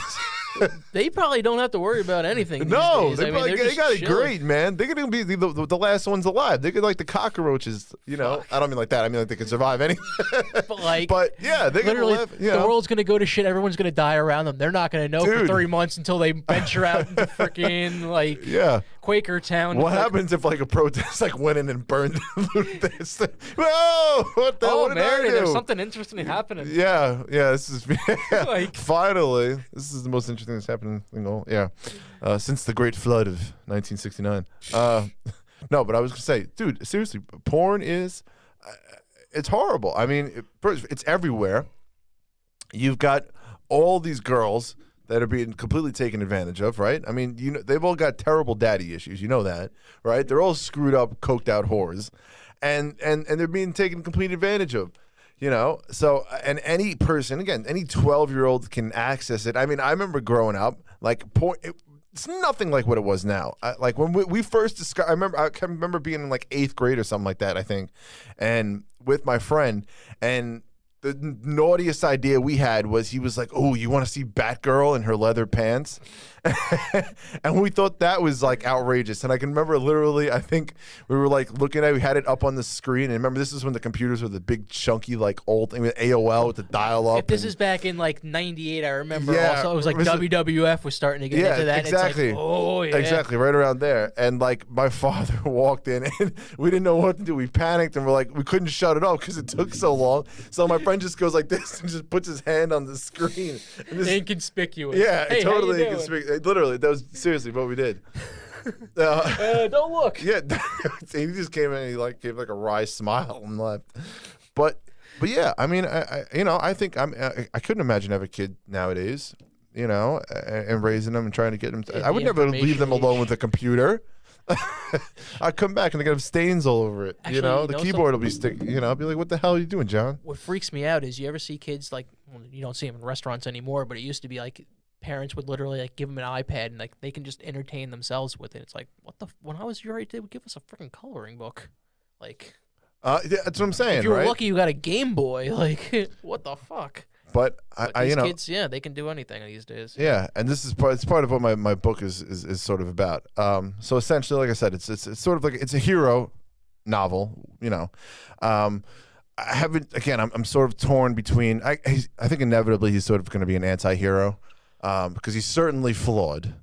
But basically, it's sort of the premise. Like he sees a society gone awry. He watches porn. He's seen porn, but he sees like the horror of it. Like and it's kind of that duality, that kind of that struggle that men and kind of and women, all people have too, is like between the hardcore sort of fantasies and and knowing that they're wrong though. Like feeling sorry about that. Like, could you be a person that like did that kind of stuff? Or you know what I mean, and also versus just wanting like a normal nice relationship, and one girl getting married, so but it gets at him so much that eventually, long story short, he kind of starts, like he basically goes on Craigslist or some sort of outlet, and he tries to save the women from like putting themselves in so. First, he meets them, and he's trying to talk to them, and they're like, "Dude, what the f is this? You're a pervert. Get the hell out of here." And then inevitably, it evolves into like the way the book opens is like he's in the corner of a dark motel room, and this like creepy, ugly, dirty guys like grabbing this girl and yada yada, and throwing her all, and she's like crying and yada yada yada, and then he basically like comes out of the corner and kills the guy flat out. So so he eventually, he's an anti-hero. Very Watchmen-esque. Right. And then, he finds a girl and she kind of becomes his sidekick. And then this is the part where I'm not totally sure if I'm in love with it. You ever see Penny Dreadful, the TV show? I guess not. I feel like I've heard Yeah. But anyway, she basically then kind of takes the whole idea of like revenge on men like too far. And kind of like starts trying to, branch off and create her own cult sort, and then he's like, do I have to take this, chick down sort of thing.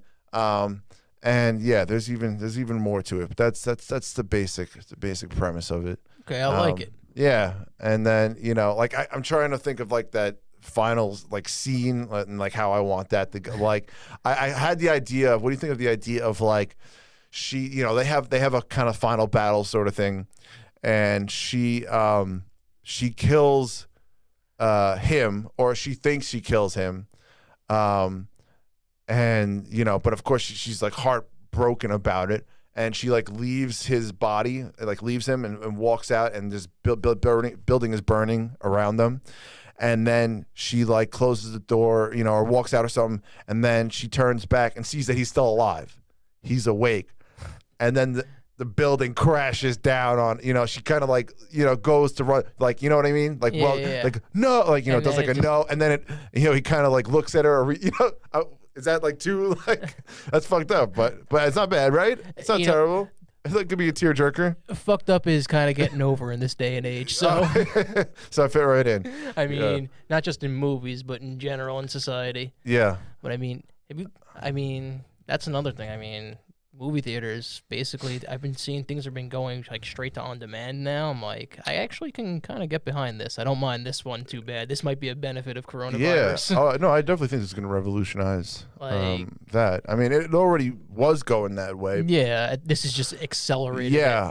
Yeah, it's a good question. Have movie theaters haven't opened up really, right? I haven't think- understood that one. I've heard that like they can, but they have to like social distance Right, everything. but which I couldn't they understand. easily like? They probably could. They probably couldn't sell like snacks and shit like, or they would have to be like prepackaged or But something. yeah, but- hey, they already let people in with their waters and you know what I mean. Like, Yeah. but they have those giant. Most of them have like the giant sofas now. Yeah. You put every other one of those. That's like 20 feet. You know what I mean? Yeah. Yeah. But I haven't wondered. I've like how come the movie theaters haven't opened up? But I did see. Have you seen like I keep seeing an ad for that one movie Russell Crowe where he's like fat as hell, Unhinged.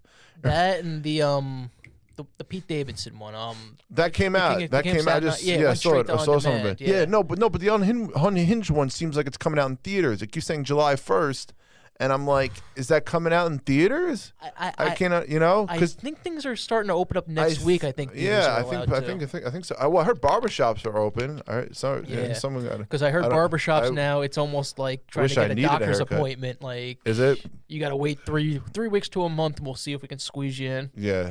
No, that's crazy. Although unfortunately, I got to grow my hair back first to But you know what? That's feel like it. that's the day and age that we're living in. I mean, I think a lot of these barbershops had to take out seats too, where it's like they can only have people so many. Well, what I'm spaces. interested to see, honestly, is how many businesses come back. Like, are you going to see a lot of kind of dead spaces, places that, you know, like, I don't think a lot of them are. I read that in the Boston Globe, it said up to a third of the restaurants in That's Massachusetts, they're not even going to try to crazy, open. They're not right? even going to try because if they try to, then they can't keep accepting the benefits from the federal package. right. So I mean, essentially, you it's got like- to assume that they've gonna, you know, there's already the most massive bailouts ever. They got to bail these places out. I mean, otherwise everything's gonna be owned by China. You're gonna be walking down the street and it's gonna be like, you know, it's going to be just Chinatown everywhere It's you going work. to be vacant real estate everywhere. Yeah. I mean, they're just going to buy shit. Or yeah, I did. It's crazy. Yeah, that's what. And and also it's gone on long enough that I have a feeling this is gonna be the way of the world in some form or another for at least a while. Yeah, until there's like some type You of know? general vaccine. Yeah, I mean, even then,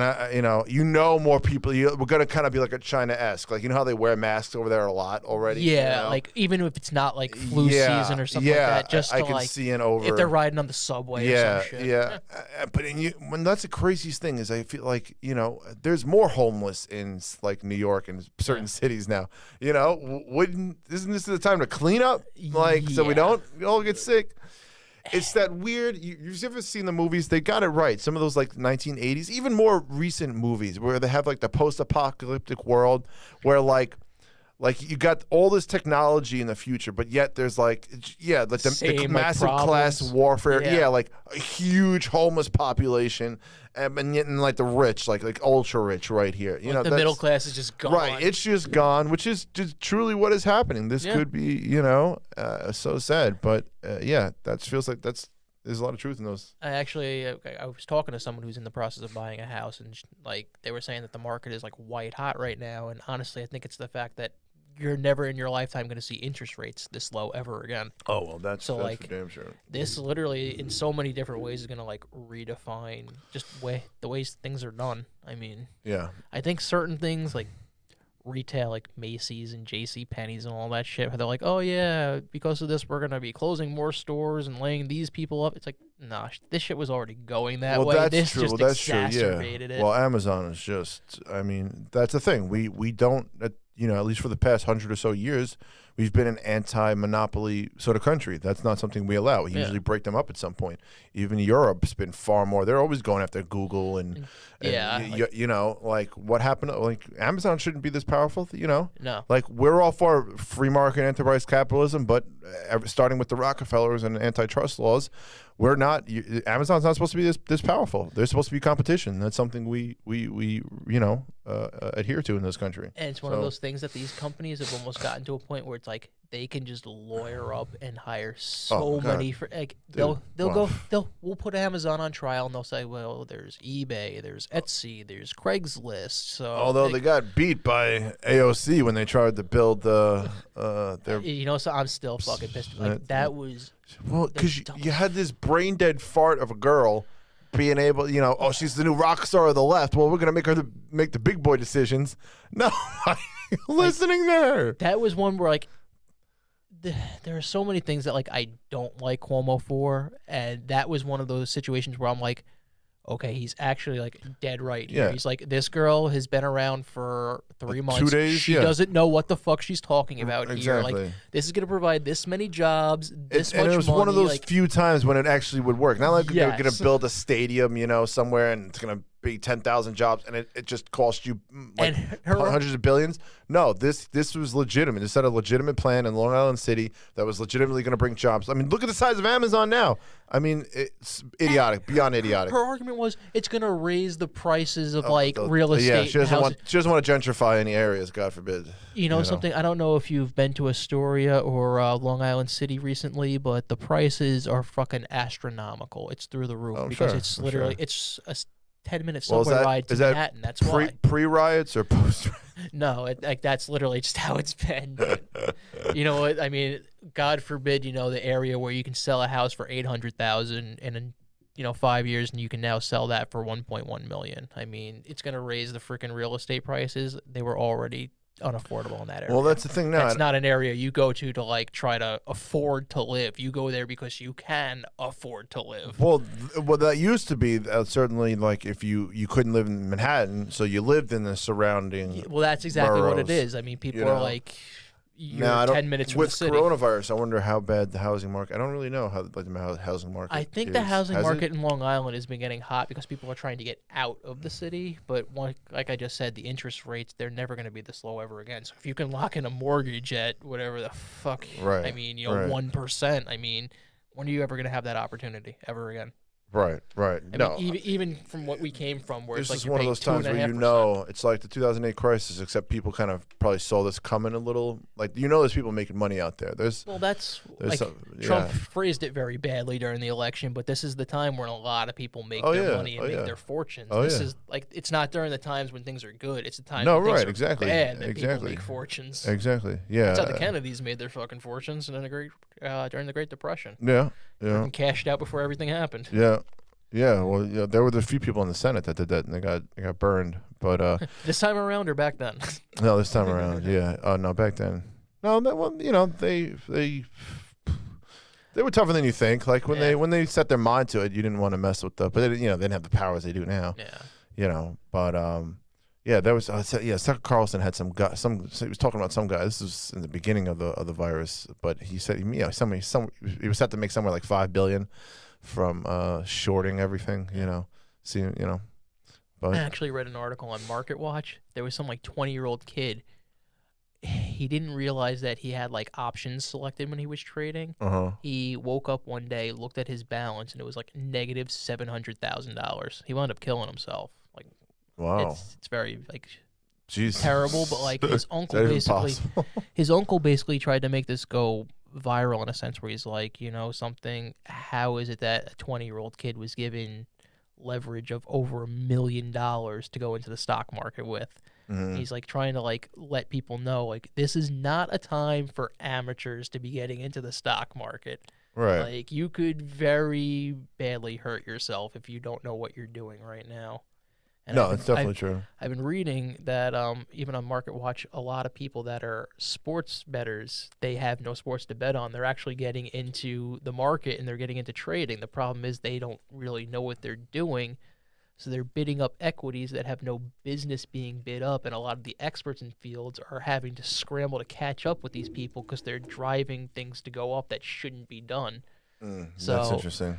actually, it's pretty crazy, but Yeah, you they think account about how for a huge chunk of like the market. sports that's betting ri- was huge for Yeah. and now all those people to think these are they're people with- suddenly without their day job and you they're know addicted to basically gambling in Right. that sense, and Right. they have cash to and burn. it became so- legalized essentially. Yeah, so So- a lot of them have been getting into this, but I think they could find that they lose their fortunes pretty damn quick. I mean, especially, you have some days where the market's up, 1,200 points, and then it's down, 1,800, and then it's up 2,500. So it's like in a day. Yeah, and at this point, I don't even know what it's. It's all based on speculation, obviously. But then, it's up 1,200 after president says one thing, and then it'll be 800, down 800 because of what? Exactly. I don't know. Like, So, yeah. It was down so much that basically we had erased all of our gains over the 10 years since the recession, right. and then it got back got most back to of where it, it was and, like it was exactly where it was. Now I think we're still in the ballpark. Yeah, but somewhere. you know what's so funny though is I was trying to have a basic understanding of economics, but I was trying to actually genuinely read like, okay, when the stock market crashes, where does this money go, right? Like, why do people kill themselves? Like, why? You know what I mean? Like, why in like the 1929 Great Crash or 2008 did people like jump out of windows? Like, can't you just get it back? Like, where does all that money actually go? And well, the best answer I got is it actually does disappear. Like it's not like it kind of gets like moved around. Like no, now it's in China or it's in this hedge fund or no, it actually basically physically like it disappears. Evaporates. You are actually poor now. Yeah. Like or could even owe tons of money. It's not like you had like $1 million cash sitting on a table. It was you had 9 decimals typed into a computer that disappeared. Right. No, exactly. yeah. That's basically what it was. Nothing was liquid, nothing, but it's not like There was nothing backing it. There was no gold. There was no like material backing well, it. right. It's almost like a Bitcoin or in that kind of sense, like even though yes, the dollar is the dollar still backed by gold? No. Is it? Not anymore. It went What off the else is it gold backed standard. for? Silver or some shit? No, it's not backed by any commodity because No, it has the to be backed argument by something. basically it's backed by the word of the federal government because the argument that for taking it off the gold standard was during the Cold War that the Soviets and the Chinese could just invest in gold, and henceforth if they just invested enough they would have direct influence over if our That's what made us so if rich our money and went up powerful. Was or we down, up or owned down. 2/3 of the gold reserves after World War II. Then we Yeah, gave a lot of it to the but- Swiss to hold on for whatever reason. Oh yeah, but But they basically figured out that was something that they could basically affect if the dollar was going to go up or down based off of how much gold. The Chinese and the Russians were buying at any particular time, so that's why they kind of moved it off of that standard. But yeah, one thing Democrats and Republicans I think agree on is the greed and the hatred of Wall Street. Like Yeah. I hate Wall Street, and I'm like again I forget the labels, but they don't make I like American made things. Like I want things made in America, like actual tangible things, not just individuals making money. And again, they're also sucking a lot of our best and brightest people. A lot of people just go straight to become hedge fund managers and CEOs and so they're not making anything except money for themselves And the thing about Wall Street is not everybody in Wall Street is an American or investing, for Americans or in American right. No, I was products. just going to say, often it's the opposite. yeah. They're usually stripping down American companies that can't compete or can't make it because it's all based off of profits. hostile takeovers, all these sort of things, and they give them to, in a lot of cases now, China or Saudi Arabia. There's all these other competitors. So no, I hate Wall Street, and I don't know. I don't understand why we can't just get rid of them. Like we know where they are. There's a place called the Wall Street District, the financial district. We could just go there and just that's one of the things I agree on. Like these people just speculate and trade on people's lives all day long. Well, and of course, I know people who on Wall Street. They're the greatest people in the world, but and it's such an incentive. Like, oh my God, look, I can just go make money and be And they good have and all I'm these good at fucking- numbers and whatever. But like, they know all the loopholes of like sure, classifying things or I lost this amount of money so that way they can right. And so that's what I hate when like the Warren Buffetts of the world. Like okay, maybe you're a genius in some sense, but and now you're giving back with all your billions, but don't tell me what a great person you are, what a saint you are. Well, I mean, at the end of the day, if we looked at how you made your money, what a saint he is. I remember during the Great Recession, at one point, General Electric couldn't borrow cash to meet their end of day expenses at one point, so they went to Warren Buffett. He was like, "Yeah, I'll lend you the money." oh, that used to happen all the time. He was like, "Yeah, I'll lend it to you for," I think it was like 35% interest or some ridiculous. Yeah. There you go. I'm sure. I'll take care of you. So that used to happen all the time, though, at the beginning of the country. I think Carnegie did it.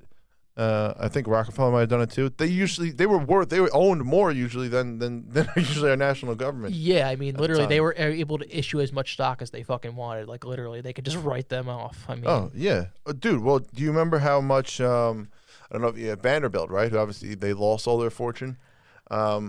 The Vanderbilts. Have you ever been to some of their places? Like I've been to the one out there on the island. Dude, out it's east. awesome. It's so freaking I went nice. there not too long ago. Well, I mean, the Vanderbilt Parkway was actually their private road that they had built, and the government wound up just buying it from them. So yeah, dude, they were the most wealthy family in their time. Yeah.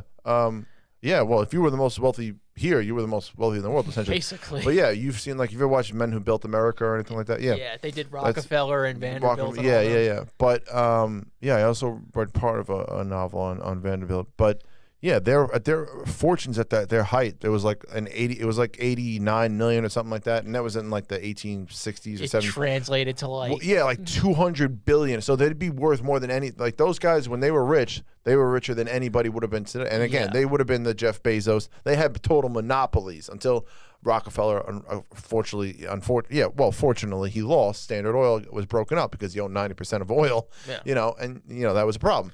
But yeah. What was I going to say? But Vanderbilt, when the world was far more lawless, and Wall Street in particular was like the wild wild west. What happened was these two guys, Fink and somebody else, basically they came up with a scheme that just kept printing stock. Right? Yes, they just literally printed the paper. They print the stock, they print 1 million of shares or whatever, and they just wiped them out basically. And he lost a ton of money. And these guys were just filthy rich overnight. I think what it was. They ended up killing each other or killing themselves. So. I think he was trying to take over the company, and he was trying to do it like a hostile takeover. Like, I'm just gonna buy 51% worth of stock. And they had the right to just keep printing stock. So I think that's what it was. So it was right. He kept just buying shares, it, and they just kept printing. And it was just paper and ink, and it was just stamp, and crazy shit like that. The shit happens like that in just different versions. But yeah, that was I forgot they made a law specifically just for them. Yeah. After that, but yeah, imagine making money like that, wiping out Vanderbilt. Oh, hey, shit, there's no regulation here. Let's. That was literally laissez-faire back then, where it's you could do whatever the fuck you wanted. I mean, government wasn't going to interfere in anything. But their houses are crazy. Which is the one? It's like the Spanish-looking mansion. It's like the all-white one. That's the one that's out on the island. I think that's not far at all. I think that's the Vanderbilt mansion. Rockville Center? No, not Rockville. What the hell am I saying? Rockland Cover. I don't know, but they have a few. Well, they have a bunch of them. They have the Breakers, whatever. Which is they think Rhode Island. Yeah, dude, that place, it's just insane. Oh, Teddy Roosevelt's house, you been there? Oh, Sagamore Hill? Yeah, Oyster Bay. That's my shit right there. Actually pretty dude, awesome. He's the darling of the Democratic Party, or for real people who know what they're talking about. He was a Republican, but right, but he became a Democrat, and he's the one who created the 8-hour work day, and a lot of these he was the anti-child labor laws. If you want to talk about Standard Oil, right? I mean. But see, all the greatest politicians, by the way, were Republicans. I just want to say that. No, but for real Democrats, if they were to go to his house today, they would think the guy was an animal, a savage with all the heads of lions, but they'd be like, oh my God, he was a monster. He was a meat eater. He killed all these poor animals. He would have been the guy killing Cecil the lion. They would have murdered Teddy Roosevelt faster. That's why it's a big part of the discussion they're kind of talking about in the beginning, to bring it all back. You can't judge people by the same standards. You can't. Yes, we know Thomas Jefferson owned slaves, but he also built the university you're standing in now, taking classes in. So no, you can't remove his statue or destroy it. There was an interview with John Meacham, and he was basically referencing that exact same point, and basically the level that he the threshold that somebody had to rise to was, did this person try to make the country a more perfect union? And that's where he drew the line for, how do we have statues? That's a good barometer. That's a good. Like, how do we have statues of Sure. Thomas Jefferson and George Washington, but then condemn Robert E. Lee and Jefferson Davis? And that's where he basically drew the line, where he's like, because these guys basically stood against a more perfect Right. union, And even because of this fair-minded, African American scholars, or like you heard of the 1619 Project. Yeah. I refuse to read it, but everything I've heard, negative about it is basically they're trying to reshape, how America was created. No, but I get the but counter argument. There are a lot of African American scholars who come out against it and be like, no, this is just not how it was. This is revisionist history, and that's just not how it was. But yeah, number one, the problem with taking down all these statues, the first and foremost problem is you can't have mob rule. You can't have a liberal, queer, gendered, four-eyed Cynthia McMahon over here taking down the statue of Christopher Columbus, or number one, how are we going after Christopher Columbus? Okay, you're gonna tell me everything horrible he did. Literally, the guy is supposed to be the founder of our country. And literally, that's what I was saying before, where it's like, I understand, but it's like some things are being taken too far. That's one of those things where it's like, I get where the criticism of Christopher Columbus and everything. I understand your argument, but it's like, are you going to just ignore, the other aspects of the fact that he, discovered the United States of America? That's what I'm saying. The Western Hemisphere in general. And this is the problem. I'm sure if you ask those same people, would you rename America to something else? I'm sure they would. I'm sure because they'd be like, well, America's inherently racist, and if it's all, America's right, then you got to change. And that's the problem. There's no end. And first of all, there's no logic to any. They're all over the place. It all has to do with feelings, and so. And so you can't be rational with them. But that's the problem, is they won't just stop at the Confederacy. If it was just the Confederacy, you'd have a lot of people on board. But it's not. They just got rid of George Washington statue in Boston. I think they just defamed it and destroyed it. They're getting rid of Christopher Columbus statues all over the place. They tried to do it in Philadelphia, and people have been showing up to Well, they did get rid of the Frank Rizzo, the mayoral statue. Well, I don't Frank know. Rizzo He was a local politician in Philadelphia. You and I, that's one of the things where we can talk about it, but we're not going to have any, I'm not going to be saying it. We don't have any experience, but we can all we can do for that is read. And from what I read, I go. But even so, again, leave the damn statue up. You want to add another statue next to it of Martin Luther King? You want to put a Martin Luther King bust next to every freaking statue of a white guy? Go ahead. It's number one. To me, it's the most basic concept of taking down history, like taking out, and where do you really stop? Because these are gray areas, Someone brought up the question. I'm sorry, I don't mean to cut you, but okay. I was watching Good Morning Britain, and Piers Morgan asked Nigel Farage, who I'm sure you've heard of. Yeah, he asked him the question. You don't like him? I have no when it comes to British politics, I have no freaking dog in the race. Well, I know, but whatever. But he asked them, because they're taking down statues in Britain too, of course, because whatever we do now, they seem to do it over there, And he took down the statue of some guy who founded a town or whatever, but had slaves, And so Piers Morgan was kind of being a hard ass and a schmuck, and he's like, "Whoa, in Germany, of course, they took down all the Hitler and they banned any Nazi stuff. I don't know if he asked the question specifically, would you take down a statue of Hitler? But essentially, that was the question. Like, would you allow? I guess if there was a statue of Hitler or whatever, would you be okay with it coming down? And number one, it's a bit different, obviously, but the case there is, again, one, I don't know if I would. I don't like mob rule. I don't not if it's done by a bunch of psychos, who just decided that they're gonna, go take. Of course, as much as we'd all love to see it, and probably be something praised, again, slippery slope kind of thing. Well, that's what I was also saying at the very beginning, that I agree with removing some of the statues. I don't agree with how it's being done. Right. When you see the people who are literally at protests, literally like chiseling and just taking them down, which is like, that's. And you saw it fell. A statue fell on somebody. Hit somebody and killed them, or injured them, injured them like critically or something. But where are any leaders standing up? Go put some troops around some of these. Like where is anybody standing up? Like, you know what I mean? Where is any politician actually governing their state or country? You know what they do with these, and I've noticed this with all of these? They have them taken down in the middle of the night. They haven't taken But down that's at like a 3 weak in the move. morning. Like, I That's- want to see the opposite. Dude, go put some police there. They defaced the Black Confederacy, the Black Union War Memorial. I did see that. Yeah.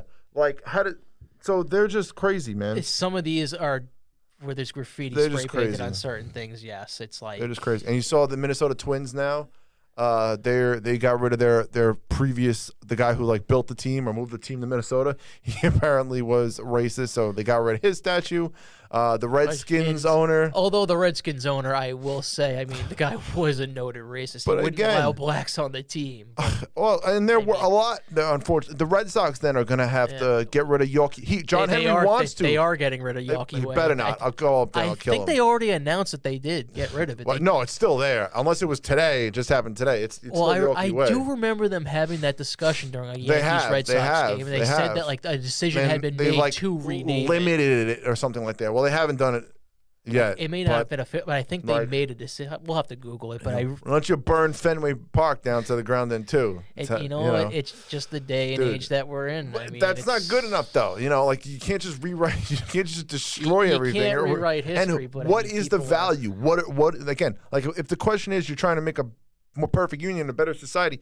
What are you getting from it? Who's like black people are no longer walking past the statue of Frank Rizzo, and you know, like. Well, I think it's more. They of didn't even know. Nobody knew. I didn't know about the Redskins or the Twins owner. No, you're making a problem where there isn't a problem. Like I can think- understand a Confederate flag, like just same as like a Nazi flag, but then let's also treat things the same. Like, do you think a lot of people who would take down these Confederate statues would take down a statue of Stalin if Stalin were up? No, because you know they're neo-Marxist romanticists, and I mean, you I know, would.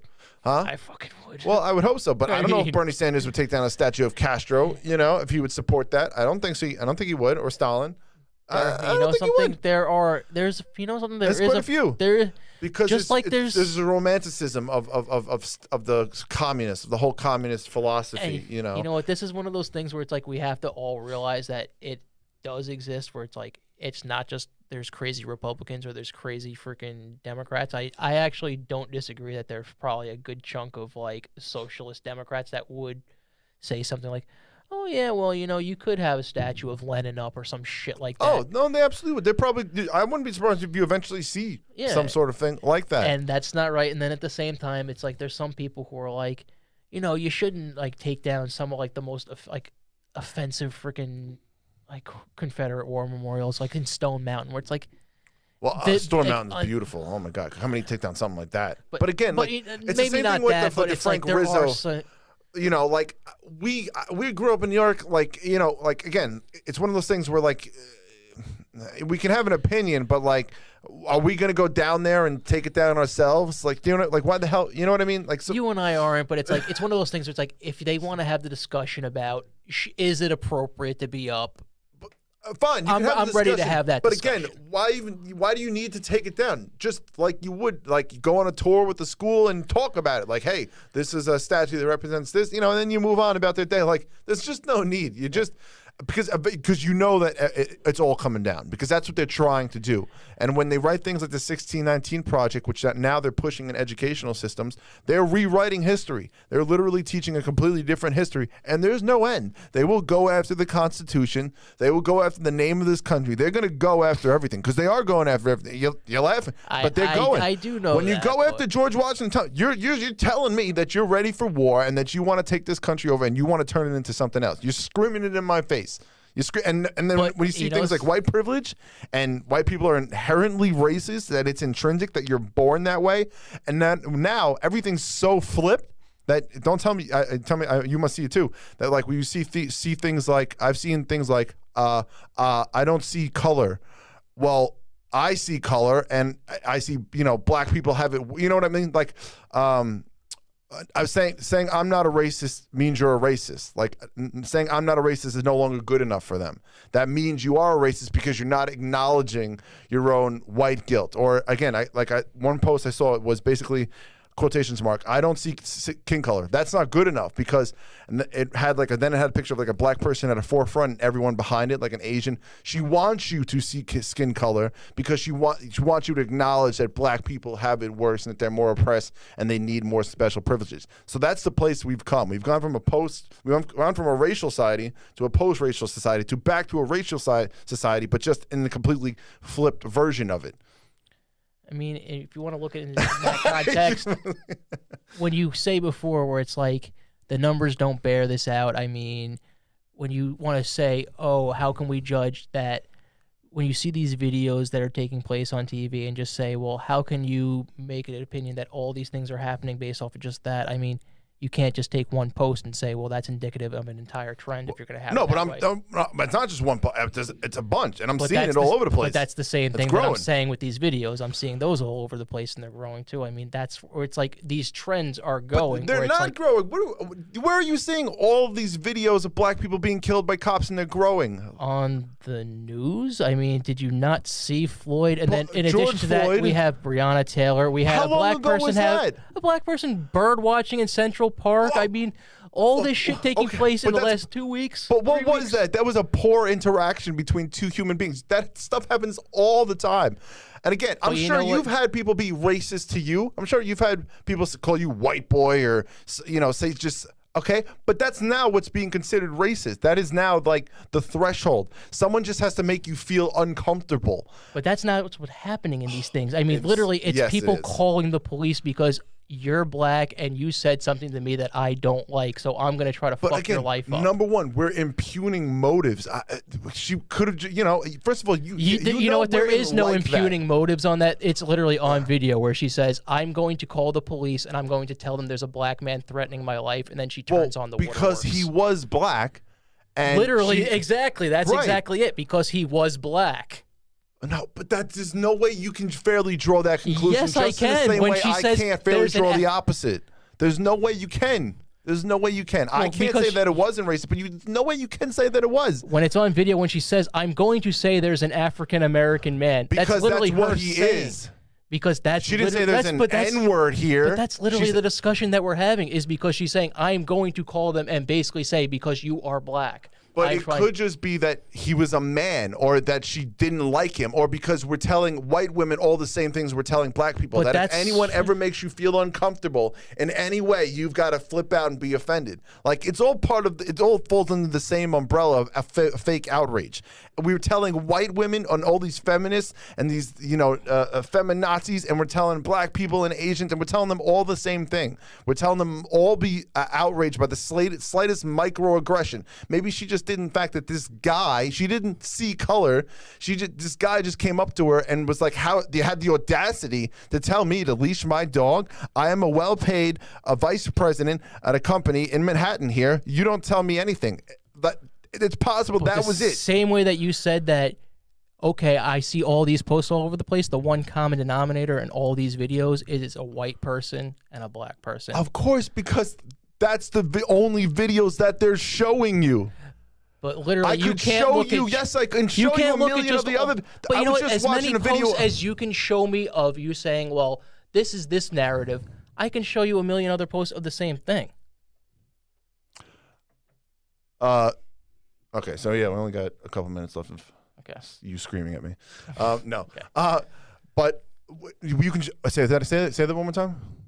No, but like the same way that you want to make the argument that, well, it's all these posts that I'm seeing, and it's formulating a narrative based off not just one, but multiple posts and multiple blogs that I'm seeing. You can make the same argument for all these videos because it's the same exact thing, same exact common denominator here. There might be the same common denominator, but like again, literally the same thing happened in Central Park. It's not in the numbers that you're saying, and it's only the CNN and the MSNBCs have a narrative, and that they're only going to play the videos of a white person, especially a white cop, because they hate. That's the hate cop narrative, and it's also the racial narrative that they're pushing. Like, we don't live in a racist world, that like white people and black people aren't beating each other up on the street, and they're pushing these narratives, but the evidence, unless we have to believe the numbers. If we don't believe the numbers, then we don't believe anything. So if the numbers say that only 9 unarmed black people are killed and 19 white unarmed people, and you know, then there aren't all these videos all over the place. Again, There are videos all how over many these have places. you seen? Not since even the- of just black people being killed, but black people having the cops called on them for no fucking reason. I But mean, again, it's you're along only the same. seeing that video. They're never. They don't want. You but wanna if you say watch only Fox that News, video- they'll show you the videos that I see. Like there was a video of this black kid walking down the street, just punched a white woman in the face for no reason. There's a video of a black kid in a nursing home beating the crap out of a white woman. Like, how about that knockout game? Remember when that was popular? When the black kids would just walk down the street and just punch anybody randomly in the face? Like, all this stuff happens. How about just regular crime? Maybe the crime is so overwhelming that you can't even show all of these videos. Like, you know, the opposite does happen. You're not seeing it. You're refusing to see it. You know something? It's not even. You can't make the argument that I'm refusing to see it if you're sitting here and I'm telling you that I have these same videos too, and you're saying, "Well, I haven't seen those." I mean, I can put Wait, together. what? I didn't say I haven't seen your. I'm just saying you're saying all these like it's so pervasive. I'm not just talking about literally William Floyd, Breonna Taylor, and a black guy in Central Park. I'm sorry, I keep saying Don't fucking apologize to me. William Floyd. Apologize to George. But Wait, It's one literally- last thing I just want to point out. There's a common denominator that hasn't talked about. Remember George Floyd? Wait, you agree he was a pretty bad human being, right? From apparently his rap sheet. does that mean that he deserves to No, die though? I mean, don't do that. You know I'm not saying that. no, but he that's has a literally pretty what you're awful rap saying. sheet. I mean, no, if, no, he, that's has, not what I'm if he saying. has a bad rap sheet, I does just that wanna mean point out that he number should be killed? No, but if someone who has a rap sheet, do they not get dealt with differently than an old, granny with no rap sheet? Of course. Well, you can't say that when you have videos of fucking a 75-year-old man being thrown to the fucking ground. I mean, it's but indicative why, of a larger But why problem. are you saying that's right? I'm not. That's not right either. Of course, It's not, but it's like. right. But when we you wanna agree say- there, see where we agree, then like you're acting like we don't agree there. We agree on those areas that police need reform. That they act like jerks far too But just often. because somebody has a rap sheet doesn't mean that you're going It to literally. does mean you are going to deal with them more hostilely to begin with, yes, because you're going to be an intelligent human being and you can say, okay, I know that this guy's bad. He can do something violent and nasty. Just like I'm a big dude. People deal with me differently all the time. Cops deal with me. They're on it's edge one right thing away. if you have that formulated in your mind, but after you've searched somebody and then you've got Okay, them pinned but on the you're ground jumping to for conclusion. 8 Hold on, hold minutes, on. I mean, at that Hold on. point, you Yes, can arrest but him. again, you can literally, we've you've got agreed him. overwhelmingly. I haven't heard anyone say that that's not bad. Again, you know that everyone pretty much agrees that that's been wrong. But what I was going to say is, number one, he has a very, very long rap sheet. The one narrative that was pushed, and I know you're probably going to disagree, but was that he wasn't resisting arrest. He was resisting arrest. Number one. Number two. But the thing is, here's the thing there. He had the police called on him for a $20 bill that was thought to be counterfeit. It wasn't. So he actually did nothing I never wrong. heard that one. I didn't hear that. It was proven to not be All right, counterfeit. but even so he actually did but nothing again, wrong. we agree that he should not have done. But he's done. First of all, he's But done some literally, horrible if he things. did nothing wrong and he's being thrown to the ground for resisting arrest, how are you resisting arrest for not doing anything wrong? You were accused of counterfeiting a $20 bill that was proven not to be counterfeit.